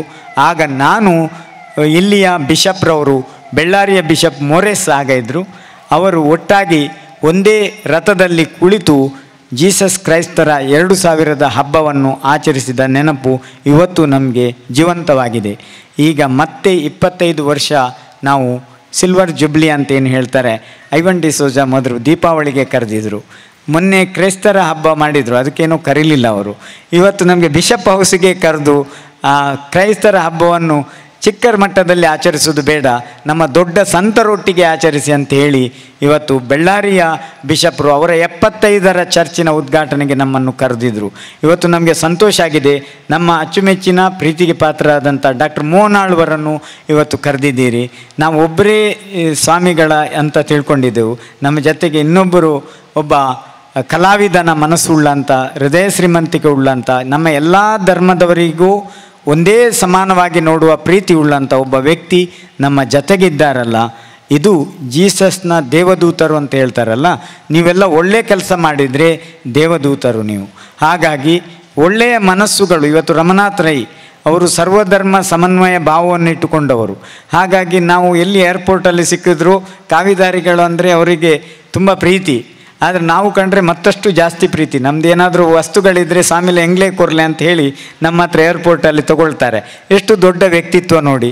ಹಾಗಾಗಿ ನಮ್ಮಲ್ಲಿ ಕರುಣೆ, ಅನುಕಂಪ, ವಿಶ್ವಾನುಕಂಪ, ಧರ್ಮಾನುಕಂಪ, ಸರ್ವಾನುಕಂಪ, ಮತ್ತೊಬ್ಬ ದೀನ ದಲಿತರ ಬಗ್ಗೆ ಬೇರೆ ಬೇರೆ ರೀತಿಯಲ್ಲಿ ಜಾತಿಯ ಕಾರಣದಿಂದ ಅನ್ಟಚಬಿಲಿಟಿ ಇರುವುದನ್ನು, ಅಸ್ಪೃಶ್ಯತೆಯನ್ನು ದೂರ ಮಾಡಿದಂಥ ದೊಡ್ಡ ವ್ಯಕ್ತಿ ಯೇಸು ಕ್ರಿಸ್ತರು. ಹಾಗಾಗಿ ಈ ಭಾರತದ ಅನೇಕ ಅಸ್ಪೃಶ್ಯತೆಯನ್ನು ದೂರ ಮಾಡುವ ಕೆಲಸದಲ್ಲಿ ಗಾಂಧಿ ಹೇಗೆ ಕಾರಣ ಆದರೂ ಹಾಗೆ ಇಲ್ಲಿಯ ಚರ್ಚ್ಗಳು ಕೂಡ ಕಾರಣವಾಗಿದ್ದವೆ. ನಾವೆಲ್ಲ ಎಚ್ಚೆತ್ತುಕೊಳ್ಳುವ ಹಾಗೆ ಮಾಡಿದ್ದಾರೆ. ಹಾಗಾಗಿ ನಾವು ಇವತ್ತು ಭಾರತೀಯರು ಎಲ್ಲ ಧರ್ಮದ ನಮ್ಮ ಸಮಸ್ಯೆಗಳನ್ನು ಒಂದೆಡೆ ಕುಳಿತು ನಾವು ನಮ್ಮ ತಪ್ಪುಗಳೇನಿದೆ ಅದನ್ನು ತಿದ್ದುಕೊಳ್ಳುವ ಕಾಲ ಇದಾಗಿದೆ ಅಂತ ಹೇಳುತ್ತಾ, ಕ್ಷಮೆಯನ್ನು ನಾವು ಧಾರಣೆ ಮಾಡೋಣ. ಶತ್ರುತ್ವವು ಎಂದೂ ಕೂಡ ಮಿತ್ರನಾಗಲಾರದು. ಅಹಿಂಸೆಯೇ ದೊಡ್ಡ ಅಸ್ತ್ರ. ಜಗತ್ತಿನಲ್ಲಿ ಎಲ್ಲೆಲ್ಲಿ ಯುದ್ಧ ಆಗ್ತದೆ ಅಲ್ಲಿ ನಾವು ಬ್ಲಡ್ ಕ್ಯಾಂಪ್ಗಳನ್ನು ಮಾಡುವುದಲ್ಲ, ಬದಲಾಗಿ ಬ್ಲಡ್ ಹರಿಯುವ ಮೊದಲೇ ಅದು ಹರಿಯದ ಹಾಗೆ ಉಳಿಸುವ ಸ್ಟಾಪ್ ಕ್ಯಾಂಪ್ ಮಾಡಬೇಕು ಅಂತ ಹೇಳುತ್ತಾ ವಾರನ್ನು ನಿಲ್ಲಿಸುವ ಕೆಲಸವನ್ನು ನಾವೆಲ್ಲರೂ ಮಾಡೋಣ. ಅಂಥ ಶಕ್ತಿ ನಮ್ಮ ಹೃದಯದಲ್ಲಿದೆ, ನಮ್ಮ ಮೆದುಳಿನಲ್ಲಿದೆ, ನಮ್ಮ ಬಿಷಪ್ ಹೌಸ್ನಲ್ಲಿದೆ, ನಮ್ಮ ಚರ್ಚ್ನಲ್ಲಿದೆ, ನಮ್ಮ ದೇವಸ್ಥಾನದಲ್ಲಿದೆ, ನಮ್ಮ ಮಠಗಳಲ್ಲಿವೆ, ನಮ್ಮ ಇಡೀ ಭಾರತದ ಶ್ರೇಷ್ಠ ಭೂಮಿಯಲ್ಲಿದೆ. ಇಂಥ ಶಕ್ತಿಯನ್ನು ಜಗತ್ತಿನೆಲ್ಲೆಡೆ ಪಸರಿಸೋಣ. ಈ ಯೇಸು ಕ್ರಿಸ್ತರು ಅಹಿಂಸೆಯ ಹಬ್ಬವಾಗಿ ಆಚರಿಸೋಣ. ಇದನ್ನು ಒಂದು ಕ್ಷಮೆಯ ಹಬ್ಬವಾಗಿ ಆಚರಿಸೋಣ. ಅವರ ಜನ್ಮದಿನ ಪವಿತ್ರವಾದ ಒಂದು ಕೊಟ್ಟಿಗೆಯಲ್ಲಿ ನಡೆದಿದೆ. ಅದು ಒಂದು ಪಶು, ಪಕ್ಷಿ, ಪ್ರಾಣಿ ಮತ್ತು ಕ್ರಿಸ್ಮಸ್ ಟ್ರೀ ಅಂದರೆ ಪ್ರಕೃತಿಯ ಒಂದಿಗೆ ಅವರ ಹಬ್ಬವನ್ನು ಆಚರಿಸಬೇಕು ಅನ್ನುವ ಒಂದು ಸೂಚ್ಯವಾಗಿದೆ. ಹಾಗಾಗಿ ಕೇವಲ ಒಂದು ಒಣ ಪ್ರದೇಶಗಳಲ್ಲಿ ಅವರ ಜನ್ಮ ಆಗಿಲ್ಲ. ಪ್ರಕೃತಿಯ ಮಧ್ಯದಲ್ಲಿ, ಪ್ರಾಣಿಗಳ ಮಧ್ಯದಲ್ಲಿ, ಮಣ್ಣಿನಲ್ಲಿ, ಮನುಷ್ಯರಲ್ಲಿ ಆಗಿದೆ. ಅವರು ಕೈಯಲ್ಲಿ ಹಿಡಿದ ಮಣ್ಣು ಒಬ್ಬನ ದೃಷ್ಟಿಯನ್ನು ಬರುವ ಹಾಗೆ ಆಯಿತು ಅಂತ ಹೇಳಿದರೆ, ಒಂದು ನೀರನ್ನು ತೊಳೆದಾಗ ಅವನನ್ನು ಮತ್ತೆ ಮತ್ತೆ ಪ್ರಶ್ನೆ ಮಾಡಿದಾಗ ಆ ಪ್ರಶ್ನೆ ಮಾಡುವವರಿಗೆ ಬಾಯಿ ಸೋಲುವ ಹಾಗೆ ಪ್ರವಾದಿಗಳು ಒಂದು ಅಚ್ಚರಿಯನ್ನು ಕೊಟ್ಟರು. ಆ ಸುಜ್ಞಾನದ ಕಣ್ಣು ಇನ್ನೂ ನಮಗೆ ತೆರೆಯದಿದ್ದರೆ ನಾವು ಕೇವಲ ಚರ್ಮಚಕ್ಷು ಕಣ್ಣು ತೆರೆದದ್ದನ್ನೇ ಅಚ್ಚರಿ ಎಂದು ಆಶ್ಚರ್ಯಪಡ್ತೇವಲ್ಲ. ಅದಕ್ಕಿಂತ ದೊಡ್ಡದಾದ ನಮ್ಮ ಅಂತರಂಗ ಚಕ್ಷುವನ್ನು ಕಣ್ಣುವನ್ನು ತೆರೆದಂಥ ಜೀಸಸ್ ಕ್ರೈಸ್ತರ ಹುಟ್ಟುಹಬ್ಬದ ಶುಭಾಶಯಗಳನ್ನು ನಮ್ಮೆಲ್ಲ ಕ್ರೈಸ್ತ ಬಾಂಧವರಿಗೆ ತಿಳಿಸುತ್ತಾ, ನಮ್ಮ ಭಾರತದ ಎಲ್ಲ ಬಾಂಧವರಿಗೂ ತಿಳಿಸುವುದಕ್ಕೆ ನಾವೇಕೆ ಹಿಂಜರಿಯಬೇಕು? ಹಾಗಾಗಿ ಮುಂದಿನ ಸಂದರ್ಭಗಳಲ್ಲಿ ಕೇಕ್ ಕಟ್ ಮಾಡುವಾಗ ಎಗ್ ಹಾಕದೆ ಕೇಕನ್ನು ಮಾಡಿ ಅಂತ ಹೇಳು ನಂದೊಂದು ಸಲಹೆ. ಹಾಗಾಗಿ ವೆಜಿಟೇರಿಯನ್ ಆರ್ಗ್ಯಾನಿಕ್ ಕೇಕನ್ನು ಮಾಡಿ ಒಂದು ವಿಶಿಷ್ಟವಾದ ನಮ್ಮ ಬಿಷಪ್ ಹೌಸಲ್ಲಿ ಮತ್ತು ಕರಾವಳಿ ಕರ್ನಾಟಕದ ಕ್ರೈಸ್ತರು ಎಲ್ಲರಿಗಿಂತ ಒಂದು ವಿಶೇಷ ವರ್ಲ್ಡಿಗೆ ಒಂದು ದೊಡ್ಡ ಸಂದೇಶ ಕೊಟ್ಟಿದ್ದಾರೆ. ಅದು ಏನಂದರೆ ಆರ್ಗ್ಯಾನಿಕ್ ಕೇಕನ್ನು ಕಟ್ಟು ಮಾಡೋದ್ರ ಮೂಲಕ ಜಗತ್ತಿಗೆ ಪ್ರಕೃತಿಯನ್ನು ಉಳಿಸುವ ಕೆಲಸವನ್ನು ಮಾಡಿದ್ದಾರೆ ಅನ್ನೋ ಒಂದು ಸಂದೇಶ ಹೋಗಲಿ ಅಂಥೇಳಿ ನಮ್ಮ ಎಲ್ಲ ಪ್ರೀತಿಯ ಫಾದರ್ಗಳಿಗೆ ಮತ್ತು ಸಿಸ್ಟರ್ಗಳಿಗೆ ಹಾಗೂ ಬಿಷಪ್ನ ಎಲ್ಲ ಧರ್ಮ ಪ್ರಾಂತೀಯದ ಚರ್ಚಿನ ಎಲ್ಲ ಅನುಯಾಯಿಗಳಿಗೆ ಶುಭಾಶಯಗಳನ್ನು ಕೋರ್ತೇವೆ. ಸಂತ ಮೇರಿ ಅವರು ದೈವಾಂಶ ಸಂಭೂತೆಯಾಗಿ ಕ್ರಿಸ್ತನನ್ನು ಕೊಟ್ಟು ಮಹದುಪಕಾರ ಮಾಡಿದ್ದಾರೆ. ಅವರು ಹುಟ್ಟಿದ್ದು ಬೆತ್ಲೆಹೆಮ್ ನಜರತ್ ಆದರೂ ಆ ಯೇಸು ಕ್ರಿಸ್ತರ ಶಕ್ತಿ 2024ನೇ ಸಂದರ್ಭದಲ್ಲಿ ಇವತ್ತಿನ ದಿನ ಇಷ್ಟು ವೈಭವವಾಗಿ ಇಲ್ಲಿ ಕೂಡ ಆಚರಿಸುವ ಹಾಗೆ ಆಯಿತು ಅಂತ ಹೇಳಿದರೆ ಅವರು ಜಗದ್ಗುರುಗಳು, ವಿಶಿಷ್ಟವಾದಂಥ ಜಗತ್ತಿನೆಲ್ಲೆಡೆ ಧರ್ಮದ ಪ್ರಸಾರ ಮಾಡಿದವರು. ಹೊಸ ವರ್ಷದ ಶುಭಾಶಯಗಳನ್ನು ಸಾರುತ್ತಾ ನಮ್ಮ ಮಠದಲ್ಲಿ ನಾವು ಕರೆದಾಗ ಕೂಡ ಬಿಷಪ್ರೇ ಮತ್ತು ನೀವೆಲ್ಲರೂ ಕೂಡ ಬರಬೇಕು ಅಂತ ಹೇಳ್ತಾ ನಿಮಗೆಲ್ರಿಗೂ ಹೊಸ ವರ್ಷದ ಶುಭಾಶಯಗಳನ್ನು ಹೇಳಿ, ನಮ್ಮ ತೀರ್ಥಂಕರರ ಮತ್ತು ಭಾರತೀಯ ಧರ್ಮಗಳು ಮತ್ತು ಯೇಸುಕ್ರಿಸ್ತರ ಧರ್ಮ ಇದೆಲ್ಲ ಭಾರತೀಯ ಧರ್ಮವೇ ಆಗ್ತದೆ. ಯಾಕಂದರೆ ಭಾರತದಲ್ಲಿರುವ ಎಲ್ಲ ಧರ್ಮಗಳು ಒಂದು.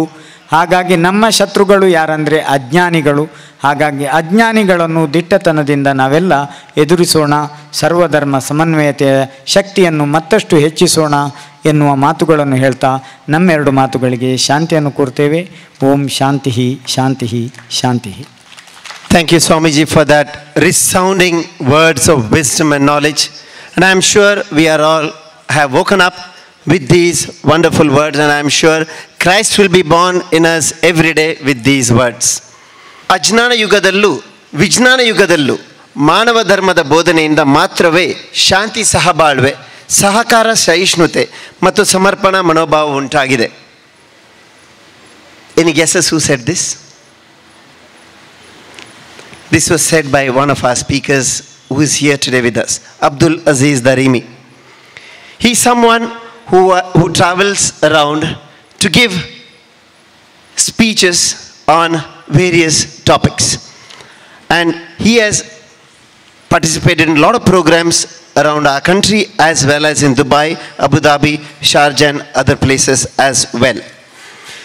ಧರ್ಮವು ವ್ಯಕ್ತಿಯ ಸಂಸ್ಕರಣೆ ಜೊತೆ ಸಮಾಜದ ಅಭಿವೃದ್ಧಿಯನ್ನು ಬಯಸುತ್ತದೆ ಎಂಬ ಬಲವಾದ ನಂಬಿಕೆಯೊಂದಿಗೆ ಕಾರ್ಯಾಚರಿಸಿದ ಇವರು ಉಲೆಮಗಳು ಕೇವಲ ಮಸೀದಿಗೆ ಸೀಮಿತರಾಗದೆ ಸಾರ್ವಜನಿಕ ಕ್ಷೇತ್ರದಲ್ಲಿ ತಮ್ಮನ್ನು ತೊಡಗಿಸಿಕೊಳ್ಳಲು ತನ್ನ ದಿಟ್ಟ ಹೆಜ್ಜೆಯೊಂದಿಗೆ ಎಲ್ಲರಿಗೂ ಸ್ಫೂರ್ತಿಯಾದವರು.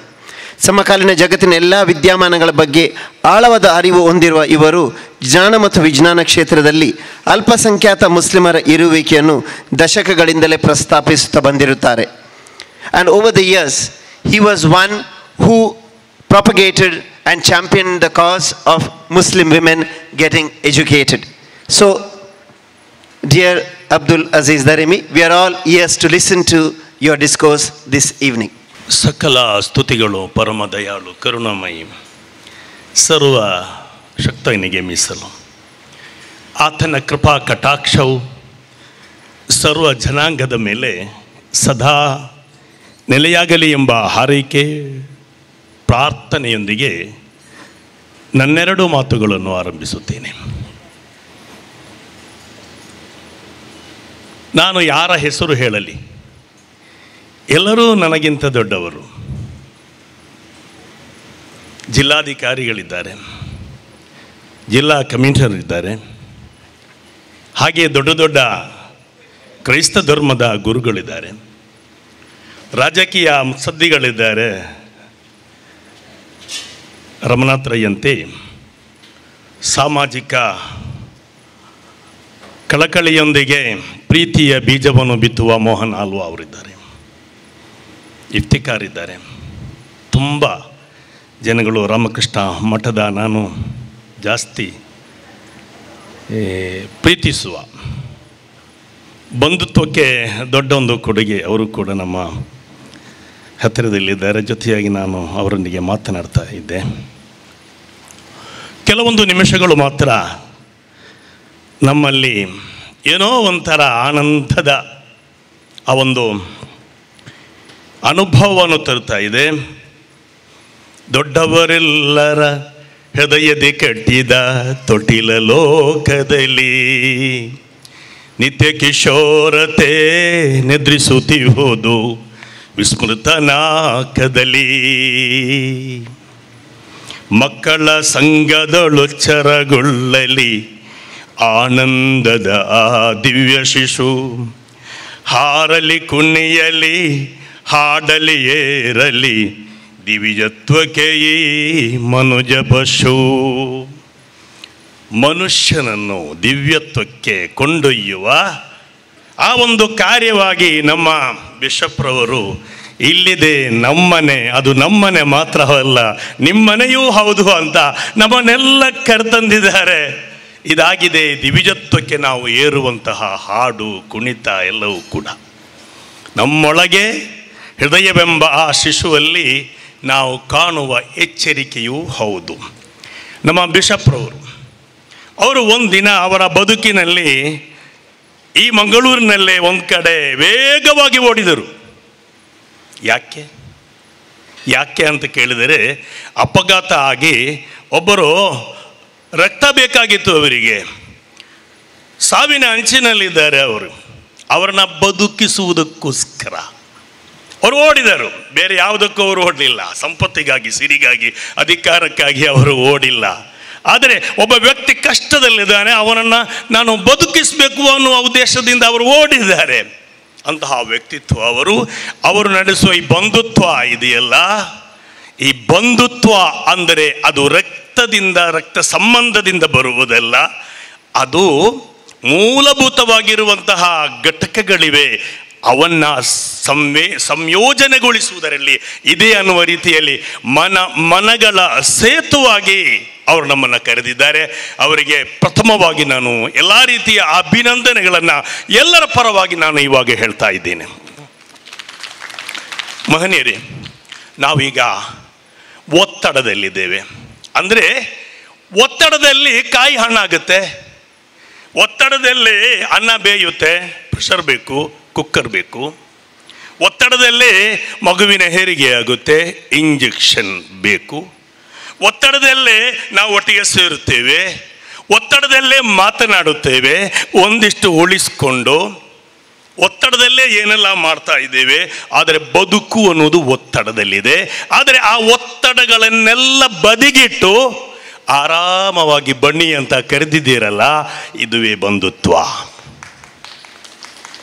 ಮಹನೀಯರೇ, ಈ ಸಂದರ್ಭದಲ್ಲಿ ನಾನು ಹೆಚ್ಚು ಮಾತನಾಡುವುದಿಲ್ಲ. ಇವಾಗ ಈ ಬಂಧುತ್ವದ ಅರ್ಥದೆಡೆಗೆ ನಾವು ಸಾಗುವಾಗ ಕವಿವರೇಣ್ಯರು ಡಿ.ವಿ.ಜಿ. ಅವರು ಸುಂದರವಾಗಿ ಹುಲ್ಲಾಗು ಬೆಟ್ಟದಡಿ, ಹುಲ್ಲಾಗಬೇಕು, ಹಸಿರಾಗಬೇಕು, ಹಸಿರು ಬೇಕು, ನಿಸರ್ಗ. ಮಹಾನುಭಾವರು ನಮ್ಮ ಸ್ವಾಮೀಜಿಗಳು ಅದನ್ನು ಒತ್ತಿ ಹೇಳಿದರು. ನಿಸರ್ಗದೊಂದಿಗೆ ಬದುಕೋಣ, ಜೊತೆಯಾಗಿ ಹೆಜ್ಜೆ ಹಾಕೋಣ. ಮಲ್ಲಿಗೆಯಾಗು, ಮನೆಗೆ ಮಲ್ಲಿಗೆಯಾಗು, ಸುವಾಸನೆಯನ್ನು ತರಬೇಕು. ಮಲ್ಲಿಗೆಯು ಬಂತು, ಹುಲ್ಲು ಬಂತು. ಹಾಗೆ ಕಲ್ಲಾಗು, ಕಷ್ಟಗಳ ಮಳೆ ವಿಧಿಸುರಿಯೇ, ಎಲ್ಲವನ್ನೂ ಎದುರಿಸಲು ಕಲ್ಲಾಗಬೇಕು, ಅದೂ ನಿಸರ್ಗವೇ. ಹಾಗೆ ಬೆಲ್ಲ ಸಕ್ಕರೆಯಾಗು. ಇವಾಗ ಈ ಬಿಷಪ್ರವರು ನಮ್ಮನ್ನು ಕರೆದು ನಮ್ಗೆ ಕೊಡ್ತಾ ಇರೋದು ಬಂಧುತ್ವದ ಸಿಹಿಯಾಗಿದೆ, ಬಂಧುತ್ವದ ಬೆಲ್ಲ ಸಕ್ಕರೆಯಾಗಿದೆ. ಅದನ್ನು ನಿಜವಾದ ಅರ್ಥದಲ್ಲಿ ಇಲ್ಲಿ ಮೂಡಿಸುವ ಪ್ರಯತ್ನ ಆಗ್ತಾ ಇದೆ. ಎಲ್ಲರಲ್ಲಿ ಒಂದಾಗು, ಎಲ್ಲರಲ್ಲಿ ಒಂದಾಗು, ಎಲ್ಲರಲ್ಲಿ ಒಂದಾಗು. ಅದಾಗಿದೆ ಬಂಧುತ್ವದ ಅಡಿಬೇರು, ಬಂಧುತ್ವದ ಮೂಲ ಅದು ಅಂತ ಇಲ್ಲಿ ಸಾಬೀತಾಗ್ತಾ ಇದೆ.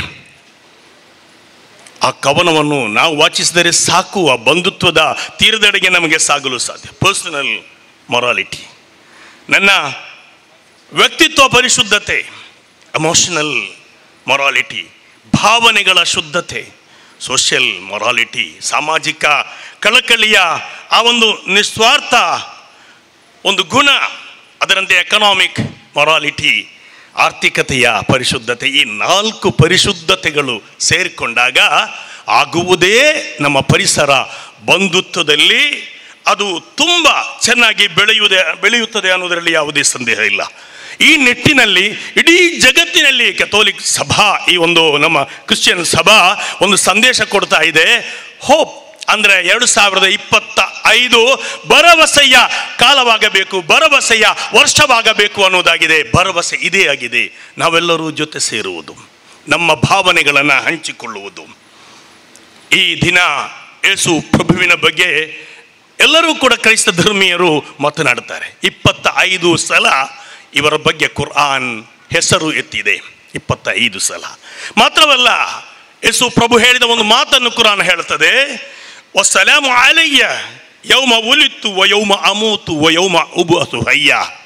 ಹುಟ್ಟು, ಅದರಂತೆ ಮರಣವಾಗುವ ಸಮಯವು, ಹಾಗೆ ಪುನರುತ್ಥಾನ, ಎಲ್ಲ ಸಮಯದಲ್ಲಿಯೂ ಆ ದೈವ ಕೃಪೆ ಇದೆ ಅಂತ ಹೇಳುವಂತಹ ಒಂದು ವಚನ ಕುರಾನ್ನಲ್ಲಿದೆ. ಅದು ಮಾತ್ರ ಅಲ್ಲ, ವಜಾಲನಿ ಮುಬಾರಕ ನೈಸುಮಾ ಕುಂತು, ನಾನೆಲ್ಲೇ ಇದ್ದರೂ ಕೂಡ ನನ್ನದು ಭಾಗ್ಯದ, ಕರುಣೆಯ, ಅನುಗ್ರಹದ ಸಾನ್ನಿಧ್ಯ ಅಂತ ಪವಿತ್ರ ಕುರ್ಆನ್ ಯೇಸು ಪ್ರಭುವಿನ ಬಗ್ಗೆ ಹೇಳುತ್ತದೆ. ಆದ್ದರಿಂದ ಇವೆಲ್ಲವನ್ನು ಜೊತೆಯಾಗಿ ನಾವು ಮನವರಿಕೆ ಮಾಡುವಾಗ ಬಂಧುತ್ವ, ಬಹುತ್ವ, ಭ್ರಾತೃತ್ವ, ಈ 3 ಇರುವ ಒಂದು ದೇಶ, ಒಂದು ಮಣ್ಣು ಇದ್ದರೆ ಅದು ನಮ್ಮ ಜನ್ಮಭೂಮಿ ಈ ಭಾರತ ಮಾತ್ರ, ಬೇರೆ ಎಲ್ಲೂ ಇಲ್ಲ.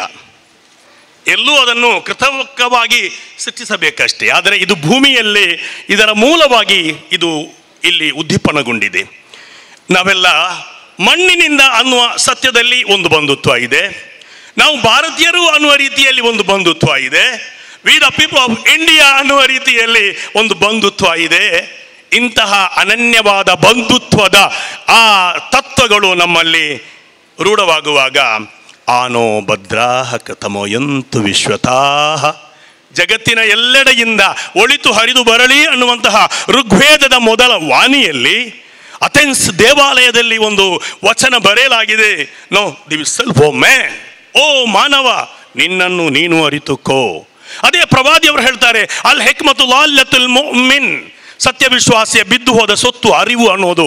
ಇಲ್ಲಿ ಬಂಧುತ್ವ ಬರಬೇಕಾದದ್ದು ರಕ್ತದಿಂದ ಅಲ್ಲ ಅಂತ ನಾನು ಹೇಳಿದೆ, ರಕ್ತ ಸಂಬಂಧದಿಂದ ಅಲ್ಲ ಅಂತ ಹೇಳಿದೆ.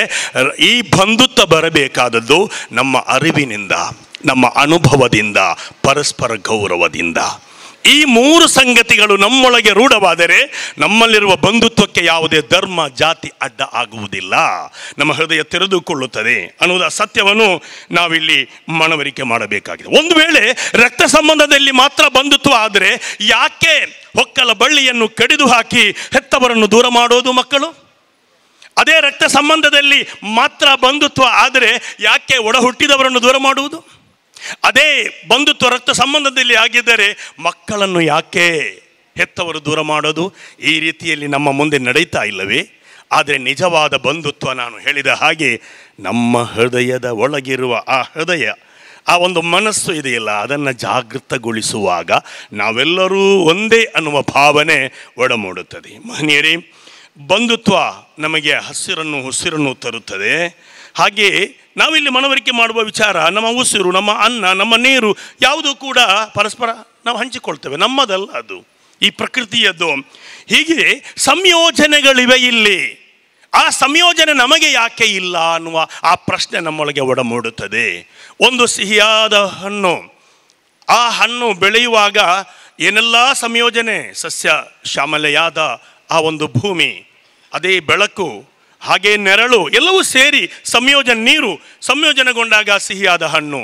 ಅದೇ ಹಾಲು ಕೂಡ, ಸಂಜೀವಿನಿಯಾದ ಹಾಲು ಬರುವುದು ಕೂಡ ಪರಸ್ಪರ ಆ ಒಂದು ಹಸು ಹುಲ್ಲನ್ನು ಮೇದು ಆ ನಂತರ ಸಂಜೀವಿನಿಯಾದ ಆ ಹಾಲು ನಮಗೆ ಬರುತ್ತೆ. ಒಂದು ರೀತಿಯ ಸಂಯೋಜನೆಗಳು. ನಮಗೆ ಇಷ್ಟೆಲ್ಲ ಅರಿವು, ದೊಡ್ಡದಾಗಿ ಬೆಳೆದಿದ್ದೆ ನಾವು, ನಮಗೆ ಬುದ್ಧಿ ಇದೆ, ನಮಗೆ ಎಲ್ಲವೂ ಇದೆ, ನಮಗೆ ಯಾಕೆ ನಮ್ಮೊಳಗೆ ಒಂದು ಸಂಯೋಜನೆಯನ್ನು ಮಾಡಲು ಸಾಧ್ಯವಿಲ್ಲ ಅನ್ನೋದೇ ಆಗಿದೆ ಈ ಬಂಧುತ್ವದ ಒಳಗೆ ನಮ್ಮೊಂದಿಗೆ ಮಾಡುವ ಪ್ರಶ್ನೆ ಅಂತ ನಾನು ಮನವರಿಕೆ ಮಾಡಿಕೊಂಡಿದ್ದೇನೆ. ನೋಡಿ, ನಾವು ಹಂಚ್ಕೊಂಡಿದ್ದೇವೆ, ಈ ನಿಸರ್ಗವನ್ನು ನಾವು ಹಂಚ್ಕೊಂಡಿದ್ದೇವೆ. ಸೂರ್ಯ ಅಂತ ಹೆಸರಿಟ್ಟರು. ಆ ಬೆಳಕನ್ನು ನೀಡುವ ಈ ಜಗತ್ತಿಗೆ ಒಬ್ಬನೇ ಒಬ್ಬ ಸೂರ್ಯ. ಆ ಸೂರ್ಯನನ್ನು ಸೂರ್ಯ ಅಂತ ಹಿಂದೂಗಳು ಕರೆದರು, ಹೆಸರಿಟ್ಟರು. ಸೂರ್ಯ ಅಂತ ಕರೆದರು, ಮಗುವಿಗೆ ಸೂರ್ಯ ಅಂತ ಹೆಸರಿಟ್ಟರು. ಅದೇ ಸೂರ್ಯನನ್ನು ಶಂಸು ಅಂತ ಹೇಳ್ಕೊಂಡು ಮುಸಲ್ಮಾನರು ಹೆಸರಿಟ್ಟರು. ಅದೇ ಸೂರ್ಯನನ್ನು ಕ್ರೈಸ್ತರು ಏನು ಮಾಡಿದ್ರು, ಸನ್ನಿ ಅಂತ ಹೇಳಿ ಅದೇ ಸೂರ್ಯನನ್ನ ಹೆಸರು ಇಟ್ಕೊಂಡ್ರು. ಇನ್ನು ನಕ್ಷತ್ರವನ್ನು ಹಂಚಿಕೊಂಡ್ರು. ತಾರಾ ಅಂತ ಹಿಂದೂಗಳು ಹಂಚಿಕೊಂಡ್ರೆ, ನಜ್ಮು ಅಂತ ಮುಸಲ್ಮಾನರು ಹಂಚಿಕೊಂಡ್ರು. ಅದೇ ಕ್ರೈಸ್ತರು ಶೈನಿ ಅಂತ ಅಂದ್ಕೊಂಡ್ರು. ಇನ್ನು ಚಂದ್ರ ಅಂತ ಹಿಂದೂಗಳು ಮಗುವಿಗೆ ಹೆಸರಿಟ್ರೆ, ಮುಸಲ್ಮಾನರು ಕಮರ್ ಅಂತ ಹೆಸರಿಟ್ರು. ಆಮೇಲೆ ಇಂದ ಅಂತ ಕ್ರೈಸ್ತರು ಕೂಡ ಇಂದು ಅಂತ ಹೆಸರಿಟ್ರು. ಇಲ್ಲಿ ನಾವು ಮನವರಿಕೆ ಮಾಡುವ ಸತ್ಯ ಅಂದರೆ, ಈ ನಿಸರ್ಗದ ಅತ್ಯಂತ ಪ್ರಭಾವವಿರುವ ವಸ್ತುಗಳು, ನಮಗೆ ಹೃದಯಕ್ಕೆ ಮುದವನ್ನು ನೀಡುವ ಅತ್ಯಂತ ಸುಂದರವಾದ ವಸ್ತುಗಳನ್ನು ನಾವು ಪರಸ್ಪರ ಎಲ್ಲ ಜಾತಿಯವರು ಹಂಚಿಕೊಂಡಿದ್ದೇವೆ. ಅದೇ ಸಂದರ್ಭದಲ್ಲಿ ನಮ್ಮೊಳಗೆ ಒಂದು ಸ್ವಾರ್ಥ ಇದೆಯೋ ಅಂತ ಕಾಣಿಸ್ತದೆ. ಅದೇನೆಂದರೆ, ಡ್ರಮ್ ಅನ್ನುವಾಗ ಒಂದು ಧರ್ಮ ಬರುತ್ತೆ, ದಫ್ ಅನ್ನುವಾಗ ಮತ್ತೊಂದು ಧರ್ಮ ಬರುತ್ತೆ, ಚೆಂಡೆ ಅನ್ನುವಾಗ ಇನ್ನೊಂದು ಧರ್ಮ ಬರುತ್ತೆ. ಆದರೆ ಇಲ್ಲಿ ಆಲೋಚನೆ ಮಾಡಬೇಕಾದ ವಿಚಾರವೇನೆಂದರೆ, ಶುಗರ್ ಅನ್ನುವಾಗ ಯಾರಿಗೂ ಸಂಶಯ ಇಲ್ಲ, BP ಅನ್ನುವಾಗ ಇಲ್ಲ, ಹಾರ್ಟ್ ಅಟ್ಯಾಕ್ ಅನ್ನುವಾಗ ಯಾವ ತೊಂದರೆ ಇಲ್ಲ, ಟ್ಯೂಮರ್ ಅನ್ನುವಾಗ ಇಲ್ಲ, ಸುನಾಮಿ ಅನ್ನುವಾಗ ಇಲ್ಲ, ಪ್ರಳಯ ಅನ್ನುವಾಗ ಇಲ್ಲ, ದುರಂತ ಅನ್ನುವಾಗ ಇಲ್ಲ, ಭೂಕಂಪ ಅನ್ನುವಾಗ ಇಲ್ಲ, ಕೊರೋನಾ ಅನ್ನುವಾಗ ಇಲ್ಲ, ಮರಣ ಅನ್ನುವಾಗ ಇಲ್ಲ. ಯಾರಿಗೂ ತರ್ಕವೇ ಇಲ್ಲ, ಅದರಲ್ಲಿ ಯಾವುದರಲ್ಲಿಯೂ ತರ್ಕ ಇಲ್ಲ. ಈ ರೀತಿ ನಾವು ಆಲೋಚನೆ ಮಾಡುವಾಗ 4 ಸಂಗತಿಗಳು ಮಾತ್ರ: ಪ್ರೀತಿ, ದಯೆ, ಕರುಣೆ, ಸೇವೆ.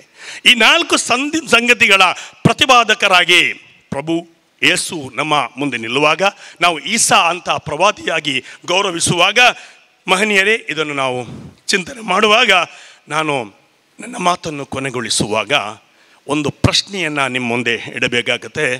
ಅದೇನೆಂದರೆ, 3 ನೊಬೆಲ್ ಪ್ರಶಸ್ತಿ ಪಡೆದಂತಹ 3 ವಿಜೇತರು. ಪ್ರಥಮವಾಗಿ ಮಾರಿಸನ್ ಅವರು ಒಂದು ಕಥೆಯನ್ನು ಹೇಳಿದರು. ಎಲ್ಲ ಸಕಲ ಕಲಾ ವಲ್ಲಭೆಯಾದ ಅಜ್ಜಿಯನ್ನು ಸೋಲಿಸುವುದಕ್ಕೋಸ್ಕರ ಕೆಲವರು ಪಡ್ಡೆ ಹುಡುಗರು ಹೋಗಿ ಪ್ರಶ್ನೆ ಕೇಳಿದ್ದು, ಕೈಯಲ್ಲಿ ಒಂದು ಹಕ್ಕಿಯನ್ನು ಹಿಡಿದು. ಆ ಅಜ್ಜಿ ಕೊಟ್ಟ ಉತ್ತರ, ನಿಮ್ಮ ಕೈಯಲ್ಲಿರುವುದನ್ನು ಬದುಕಿಸುವುದು ಮತ್ತು ಸಾಯಿಸುವುದು ನಿಮ್ಮ ಕೈಯಲ್ಲಿದೆ ಅಂತ. ಅದು ಈ ಬಂಧುತ್ವವನ್ನು ಉಳಿಸುವುದು, ಅದನ್ನು ಮುಗಿಸುವುದು ನಮ್ಮ ಕೈಯಲ್ಲಿದೆ, ನಮ್ಮೆಲ್ಲರ ಕೈಯಲ್ಲಿದೆ. ಅದನ್ನು ನಾವು ಅರ್ಥ ಮಾಡ್ಕೋಬೇಕು. ಅದೇ ರೀತಿ ಅಲೆಕ್ಸ್ ಕೆರಲ್ ಜೀವಶಾಸ್ತ್ರದಲ್ಲಿ ನೊಬೆಲ್ ಪ್ರಶಸ್ತಿ ಪಡೆದಂತಹ ಅವರು ಹೇಳಿದ ಒಂದು ಜಗತ್ತಿಗೆ ಒಂದು ಸಂದೇಶವಿದೆ. The aim of the civilization is not progress of the science and missionary but mankind ಇಲ್ಲದೆ ಮ್ಯಾನ್ ಆಗುವುದು ಹೇಗೆ? ಆದ್ದರಿಂದ ಕರುಣೆ, ದಯೆ ಅದು ಬೇಕೇ, ಅದು ಇಲ್ಲದಿದ್ದರೆ ಮನುಷ್ಯತ್ವ ಉಳಿಯಲ್ಲ ಅಂತ. ಇನ್ನು ಈವಾಗ ನೊಬೆಲ್ ಪ್ರಶಸ್ತಿ ವಿಜೇತ ಜೆಫ್ರಿ ಹಂಟನ್ ಹೇಳಿದ ಮಾತು ನಾವು ಎಲ್ಲರೂ ಗಂಭೀರವಾಗಿ ತೆಗೆದುಕೊಳ್ಬೇಕಾಗತ್ತೆ. ಯಾಕಂತ ಹೇಳಿದರೆ, ನಾವು ನಮ್ಮನ್ನೇ ಜೋಡಿಸುವಲ್ಲಿ ನಿರತರಾಗಿದ್ದೇವೆ. ಎಷ್ಟೋ ಕಾಲ ಆಯಿತು. ನಮ್ಮೊಳಗೆ ಪೂರ್ವಿಕರು ನಮಗೆ ಕೊಟ್ಟ ಆ ಆದರ್ಶದ ಐಡಿಯಲ್ ಭಾರತ, ನಾವೆಲ್ಲ ಭಾರತೀಯರೆಂಬ ಭಾವ ಮೂಡಲಿ, ನಮ್ಮಲ್ಲಿ ಭೇದ ಭಾವ ಪ್ರಭೋ ದೂರವಾಗಲಿ. ಇದು ಹಿಂದಿನಿಂದ ಹಾಡುತ್ತಾ ಪ್ರಾರ್ಥಿಸುತ್ತಾ ನಾವು ಬಂದಿದ್ದೇವೆ. ಅಲ್ಲೇ ನಾವು ನಿಂತ್ಕೊಂಡಿದ್ದೇವೆ. ಆದರೆ ಕಾಲ ಮುಂದುವರೆದಿದೆ, ಎಚ್ಚರಿಕೆಯ ಕರೆಗಂಟೆ ಬರ್ತಾ ಇದೆ. ನಾವು ಎಲ್ಲರೂ ಕೂಡ ಅಲ್ಲಿ ನಿಲ್ಲಬೇಕಾದವರು ಅಲ್ಲ. ಜೆಫ್ರಿ ಹಿಂಟನ್ ಹೇಳ್ತಾರೆ, ಈ ಜಗತ್ತಿನ ದೊಡ್ಡ ದುರಂತ ಅಂದರೆ ಮಾನವ ಕುಲವೇ ಇಲ್ಲವಾಗುವ, ಮಾನವನ ಶಕ್ತಿಯೇ ಇಲ್ಲವಾಗುವಂತಹ ಆ ಸಮಯ ಬಂದೋಗ್ತಾ ಇದೆ. ಅಂದರೆ 20 ವರ್ಷದೊಳಗೆ ಮಾನವನ ಬುದ್ಧಿ ಮತ್ತೆ ಇದೆಯಲ್ಲ, ಅದನ್ನು ನಿಷ್ಪ್ರಯೋಜನವಾಗಿ ಮಾಡಿ ಏನು ಕೃತಕ ಆ ಒಂದು ಬುದ್ಧಿಮತ್ತೆ ಇದೆಯಲ್ಲ, ಆರ್ಟಿಫಿಷಿಯಲ್ ಇಂಟೆಲಿಜೆನ್ಸ್ ಇದೆಯಲ್ಲ, ಅದು ಪ್ರಭಾವವಾಗುತ್ತದೆ. ಅದರ ಮುಂದೆ ನಾವು ಬರೀ 3 ವರ್ಷದ ಮಗುವಾಗಿರಲು ಮಾತ್ರ ಸಾಧ್ಯ. ಆದ್ದರಿಂದ ಒಂದು ವೇಳೆ ಆಧುನಿಕತೆಯ ತಂತ್ರಜ್ಞಾನ ಕೆಟ್ಟವರ ಕೈಗೆ ಸಿಕ್ಕರೆ ಈ ಜಗತ್ತಿನಲ್ಲಿ ಮಾನವ ಕುಲ, ಮನುಷ್ಯತ್ವ ಉಳಿಯುವುದು ಸಾಧ್ಯವಿಲ್ಲ ಅಂತ. ಆದ್ದರಿಂದ ಅದರ ಬಗ್ಗೆಯೂ ಕೂಡ ಈ ಬಂಧುತ್ವದೊಂದಿಗೆ ಕೂಡ ನಮ್ಮ ಮನುಷ್ಯತ್ವವನ್ನು, ಮಾನವ ಕುಲವನ್ನು ಉಳಿಸುವ ಆ ಪ್ರಯತ್ನವನ್ನು ಕೂಡ ನಾವು ಮಾಡಬೇಕಾದಂತಹ ಅನಿವಾರ್ಯತೆ ಇದೆ ಅಂತ ಈ ಸಂದರ್ಭದಲ್ಲಿ ನಾನು ಹೇಳುತ್ತಾ, ಮಹನೀಯರೇ, ಪ್ರೀತಿಸಲು ಇವತ್ತು ಕಾರಣಗಳು ತುಂಬ ಬೇಕು. ನಾನು ಪರಸ್ಪರ ಪ್ರೀತಿಸಲು ನನಗೆ ಕಾರಣಗಳು ಬೇಕು. ಒಂದೋ ಬಣ್ಣ ಅಥವಾ ರೂಪ ಅಥವಾ ಇನ್ನೊಂದು ಮತ್ತೊಂದು ಮಗದೊಂದು. ಆದರೆ ದ್ವೇಷಿಸಲು ನಮಗೆ ಕಾರಣಗಳೇ ಬೇಡ. ನಾನು ರಸ್ತೆಯಲ್ಲಿ ಹೋಗ್ತಾ ಇದ್ದೇನೆ, ಆವಾಗ ಒಂದು ಕಾರು ಬರುತ್ತೆ ಸ್ಪೀಡಾಗಿ. ಅವನು ಸ್ಪೀಡ್ ಯಾಕೆ ಹೋದ? ಅವನೊಂದಿಗೆ ದ್ವೇಷ, ಅಷ್ಟೇ ಸಾಕು. ನನ್ನ ಕಾರಿನ ಹಿಂದಿನಿಂದ ಮತ್ತೊಂದು ಕಾರು ವೇಗವಾಗಿ ಹೋದರೆ ಅದೇ ಸಾಕು ನಮಗೆ ಅವನೊಂದಿಗೆ ದ್ವೇಷ ಮಾಡಲು. ಆದ್ದರಿಂದ ಈ ಜಗತ್ತು ತುಂಬ ಏನೋ ಆಗಿದೆ ಅಂತ ಹೇಳಬೇಕಾಗುತ್ತೆ. ಇಲ್ಲಿ ನಾವು ಒಂದಾಗಿ ನಿಂತು ಈ ಭಾರತೀಯ ಮಣ್ಣಿನಲ್ಲಿ ಬೆಳಗಿದ ಆದರ್ಶದ ಆ ತತ್ವಗಳನ್ನು ನಾವು ಉಳಿಸಿಕೊಂಡು ಬಂಧುತ್ವದೆಡೆಗೆ ನಾವು ಸಾಗಬೇಕಾಗಿದೆ. ಧರ್ಮಗಳು ಯಾವತ್ತೂ ಕೂಡ ಆಚರಿಸಿದಾಗ ಅದು ತೊಂದರೆ ಕೊಡೋದಿಲ್ಲ, ಅದನ್ನು ಬಳಸಿದಾಗ, ಉಪಯೋಗಿಸಿದಾಗ ಮಾತ್ರ ತೊಂದರೆಯಾಗುತ್ತೆ ಅನ್ನೋದನ್ನು ಕೂಡ ನಾವು ಅರ್ಥ ಮಾಡಬೇಕು. ಧರ್ಮ ಇರೋದು ಆಚರಿಸುವುದಕ್ಕೋಸ್ಕರ, ಧರ್ಮ ಅದು ನನ್ನ ಸ್ವಾರ್ಥಕ್ಕೆ ಉಪಯೋಗಿಸುವುದಕ್ಕೆ ಅಲ್ಲ ಅನ್ನುವ ಸತ್ಯ. ಅದನ್ನು ಆಚರಿಸಿದರೆ ನಾಕವಾಗುತ್ತೆ, ಅದನ್ನು ಬಳಸಿದರೆ ನರಕವಾಗುತ್ತೆ ಅನ್ನುವ ಸತ್ಯವನ್ನು ಕೂಡ ನಾವು ಮನವರಿಕೆ ಮಾಡಿಕೊಂಡು ಹೃದಯ ಬದಲಾಗಬೇಕಾಗಿದೆ, ಪರಿವರ್ತನೆ ಆಗಬೇಕಾಗಿದೆ. ಒಬ್ಬರು ಕವಿವರೇಣ್ಯರು ಹೇಳಿದರು, ಮೊದಲು ಹೃದಯಗಳು ಬಂದವು, ಜಂಟಿ ಹೃದಯಗಳು ಬಂದವು, ಜೋಡಿ ಹೃದಯಗಳು ಬಂದವು. ಹೃದಯ ಪರಿವರ್ತನೆ ಬರಲಿಲ್ಲವಯ್ಯ. ಲಿಂಗ ಪರಿವರ್ತನೆ ಬಂದಿತು, ಬೀಜ ಪರಿವರ್ತನೆ ಬಂದಿತು, ಫಲ ಪರಿವರ್ತನೆ ಬಂದಿತು, ಹೃದಯ ಶ್ರೀಮಂತಿಕೆ, ಹೃದಯ ಪರಿವರ್ತನೆ ಬರಲಿಲ್ಲವಯ್ಯ. ಆದ್ದರಿಂದ ಹೃದಯದ ಪರಿವರ್ತನೆಯಿಂದ ಬಂಧುತ್ವವನ್ನು ಸ್ಥಾಪಿಸುವ ಆ ಮಹನೀಯವಾದಂತಹ ಆ ಒಂದು ಸಂದೇಶ ನಮ್ಮೊಳಗೆ ಖಂಡಿತ ಇದೆ. ಯೇಸು ಪ್ರಭು ಅವರು ಸಹಚರರೊಂದಿಗೆ ನಡೆದು ಹೋಗ್ತಾ ಇರುವಾಗ ಒಬ್ಬಾತ ಕೆಟ್ಟವ, ಆ ಕೆಟ್ಟವ ಇವರನ್ನು ಹಿಂಬಾಲಿಸ್ತಾನೆ. ಅವರಲ್ಲಿ ಸೇರಿದ ಒಬ್ಬಾತ ಭಾವಿಸ್ತಾನೆ, ಇದೇನು ಕೆಟ್ಟವನು ನಮ್ಮ ಒಳ್ಳೆಯವರ ಜೊತೆ ಬರ್ತಾ ಇದ್ದಾನಲ್ಲ ಅಂತ. ಕೆಟ್ಟವನ ಮನಸ್ಸಿನಲ್ಲಿ ಅವರ ಜೊತೆ ಸೇರಿದೆ ನನಗೆ ಒಳ್ಳೆಯದಾಗಬಹುದಲ್ವಾ ಅನ್ನುವ ಚಿಂತನೆ. ಅವನ ಒಳ್ಳೆಯವನ ಮನಸ್ಸಿನಲ್ಲಿ ಕೆಟ್ಟವನು ನನ್ನ ಜೊತೆ ಸೇರುವುದಾ ಅನ್ನುವಂತಹ ಸ್ವಾರ್ಥ. ಆದ್ದರಿಂದ ದೇವರ ವಾಣಿ ಬಂತು, ಅವರಿಬ್ಬರೂ ಸರಿ ಇಲ್ಲ ಅಂದರೆ ಅವರಿಬ್ಬರ ಆ ಚಿಂತನೆಯೂ ಅಲ್ಲ ಬೇಕಾಗಿರೋದು, ಅವರು ಪುನಃ ಅವರ ಆ ಕೆಲಸವನ್ನು ಮಾಡಲಿ ಅಂತ. ಆದ್ದರಿಂದ ಕೆಟ್ಟವನನ್ನು ಸೇರಿಸಿಕೊಂಡು ಒಳ್ಳೆಯವರು ಜೊತೆಯಾಗಿ ಪರಸ್ಪರ ಬಂಧುತ್ವವನ್ನು ಸ್ಥಾಪಿಸುವಂತಹ ಒಂದು ಸಂದೇಶ ಕೂಡ ಇದೆ. ಆದ್ದರಿಂದ ಈ ಸಂದರ್ಭದಲ್ಲಿ ನನ್ನ ಮಾತನ್ನು ಜಾಸ್ತಿಯಾಗಿದೆ ಅಂತ ನನಗೆ ಅನಿಸ್ತಾ ಇದೆ. ಆದರೂ ಕೂಡ ಕ್ಷಮಿಸಿ ಅಂತ ಹೇಳುತ್ತಾ 2023 ನಾನು ನೆನಪಿಸುತ್ತೇನೆ. ಅಂದು ತುಂಬ ಗೊಂದಲ ಇತ್ತು ನಮ್ಮ ಜಿಲ್ಲೆಯಲ್ಲಿ. ಆದರೆ ಬೆಂಗಳೂರಿನಿಂದ ಒಂದು ಕಿಡ್ನಿ ರವಾನೆಯಾಗುತ್ತೆ. ಆ ಕಿಡ್ನಿ ಮಂಗಳೂರಿನಲ್ಲಿ ಒಬ್ಬಳು ಹುಡುಗಿಗೆ ಜೋಡಣೆಯಾಗುತ್ತೆ.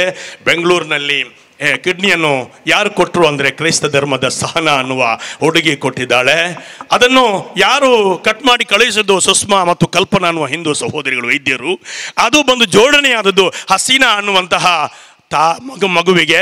ಆದ್ದರಿಂದ ಇದಾಗಿದೆ ಬಂಧುತ್ವದ ಆಳವಾಗಿರುವ ಜೋಡಣೆ ಅಂತ ನಾನು ಕೂಡ ಈ ಸಂದರ್ಭದಲ್ಲಿ ಹೇಳುತ್ತಾ, ವಯನಾಡಿನಲ್ಲಿ ತುಂಬ ಗಂಭೀರವಾದಂತಹ ತೊಂದರೆ ಅನುಭವಿಸಿದವರು 2 ಗ್ರಾಮಗಳು ಕೊಚ್ಚಿ ಹೋದವು. ಆ ಸಂದರ್ಭದಲ್ಲಿ ಕಾಡು ಹೋಯಿತು, ನಾಡು ಹೋಯಿತು, ಎಲ್ಲವೂ ಹೋಯಿತು. ಆ ಸಂದರ್ಭದಲ್ಲಿ ಒಂದು ಕೋತಿ, ಆ ಕೋತಿಯ ಮರಿ ಅದು ಬದುಕಿ ಉಳಿಯಿತು. ಅದು ಬದುಕಿ ಉಳಿದಾಗ ಏನು ತಿನ್ನಲು ಸಿಗಲಿಲ್ಲ, ಏನು ಅವರನ್ನು ಅಲ್ಲಿ ನೋಡಿಕೊಳ್ಳುವವರು ಆ ಸಂದರ್ಭದಲ್ಲಿ ಹಾಲಿನ ಬಾಟಲಿಯೊಂದಿಗೆ ಹೋಗ್ತಾರೆ. ಆ ಸಂದರ್ಭದಲ್ಲಿ ಆ ಹಾಲಿನ ಬಾಟಲಿಯನ್ನು ಮರಿ ಕೋತಿಗೆ ಕೊಡ್ತಾರೆ.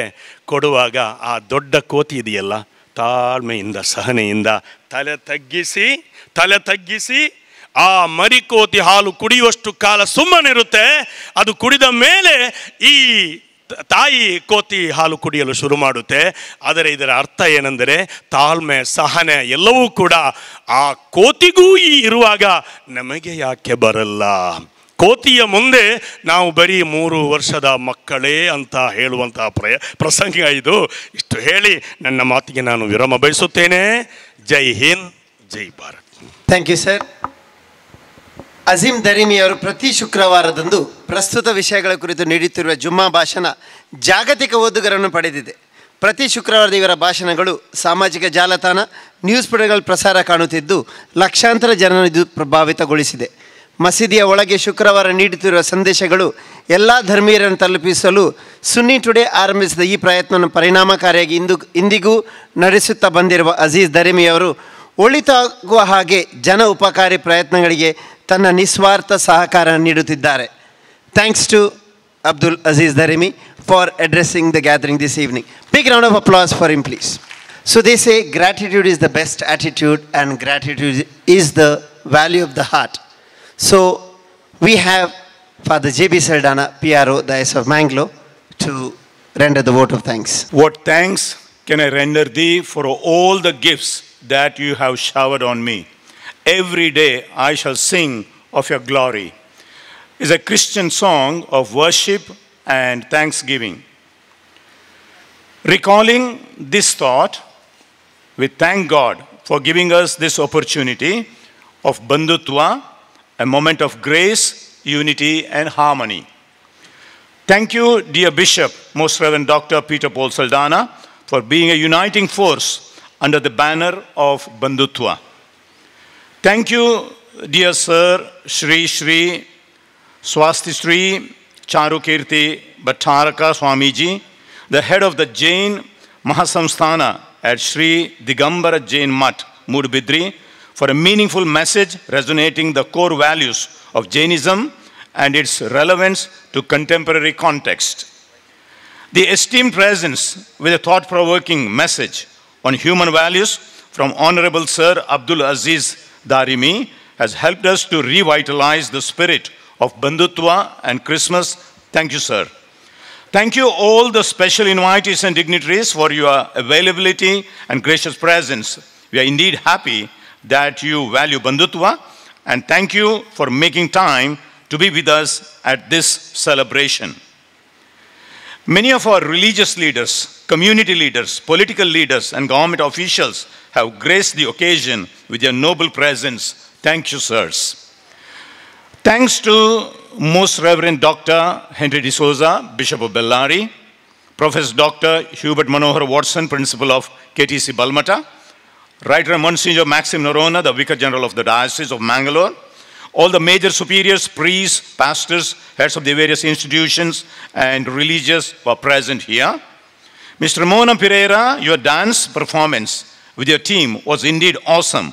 Thank you for that incomparable performance. Special thanks to Father Walter Alburquerque Memorial Choir led by Simon Pais Bajal and his team for the carols. Reverend Father Rupesh Martha for the games and thought-provoking questions. The invitation committee consisting of Roy Castellino, Marcel Montero, Anita Dessa, Alvin D'Souza, Dr. John De Silva and Stanley Dicuna. Father Maxim Rosario and Father Jagdish Pinto for the logistics. Our suppliers from Mrs. Rose Rangers, Rashmi Sounds Cordel and Jane Caterers Kupe Padeo, MC Anil Desa. Thanks to each and every one of you. Once again, thank you. God bless you. Merry Christmas, season's greetings, and have a wonderful New Year 2025. God bless. Thank you, Father JB, for rendering the vote of thanks. Now, time has come for a little bit of paid puja. So I request everyone to stand and request Bishop Henry D'Souza to say the grace before meals. ಪ್ರೀತಿ ಸ್ವರೂಪಿಯು ಸರ್ವವ್ಯಾಪಿಯು ಸರ್ವಶಕ್ತರು ಆಗಿರುವ ದೇವರೇ, ನಿಮಗೆ ಕೋಟಿ ಕೋಟಿ ವಂದನೆಗಳು. Christmas ಕಾಲದಲ್ಲಿ ನಿಮ್ಮ ಸುಪುತ್ರ ಯೇಸು ಕ್ರಿಸ್ತರು ಮಾನವ ಕುಮಾರರಾಗಿ ಜನಿಸಿ ಬಂದರು. ಇದರ ಮೂಲಕ ಮಾನವ ಕುಮಾರರು ಕುಮಾರಿಯರು ದೈವ ಕುಮಾರರು ದೈವ ಕುಮಾರಿಯರಾಗುವ ಸೌಭಾಗ್ಯಕ್ಕೆ ಏರಿಸಿದರು. ಈ ಮೂಲಕ ದೈವತ್ವ ಕುಗ್ಗಲಿಲ್ಲ, ಮಾನವತೆ ಹಿಗ್ಗಿತು.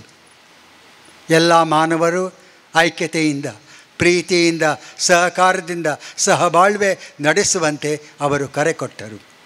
ಇಂದು ಈ ಬಂಧುತ್ವ ಕ್ರಿಸ್ಮಸನ್ನು ಆಚರಿಸುತ್ತಿರುವಾಗ ನಮ್ಮೆಲ್ಲರನ್ನು ನಮ್ಮವರನ್ನು ನಿಮಗೆ ಸಮರ್ಪಿಸುತ್ತೇವೆ.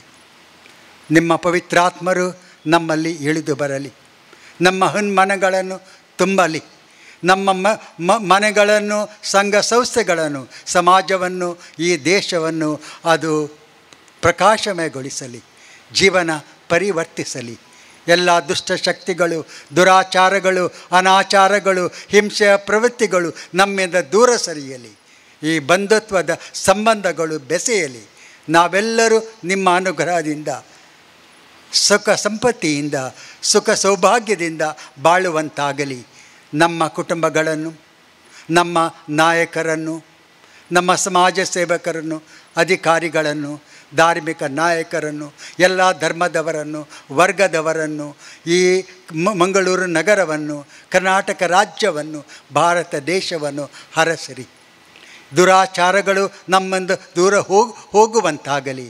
ನಿಮ್ಮ ಅನುಗ್ರಹದಿಂದ ಈ ಕ್ರಿಸ್ಮಸ್ ಕಾಲದಲ್ಲಿ, ಅದೂ ಮುಖ್ಯವಾಗಿ ನವಹರುಷದಿಂದ ನಾವು ಬಾಳುವಂತಾಗಲಿ. ಪ್ರಭು ಕ್ರಿಸ್ತರ ನಾಮದಲ್ಲಿ ನಿಮ್ಮನ್ನು ಪ್ರಾರ್ಥಿಸುತ್ತೇವೆ. Amen. Praise the Lord, praise the Lord, praise the Lord. ಎಲ್ಲರಿಗೂ ಶುಭಾಶಯಗಳು ಆ್ಯಂಡ್ ಹ್ಯಾಪಿ ನ್ಯೂ ಇಯರ್.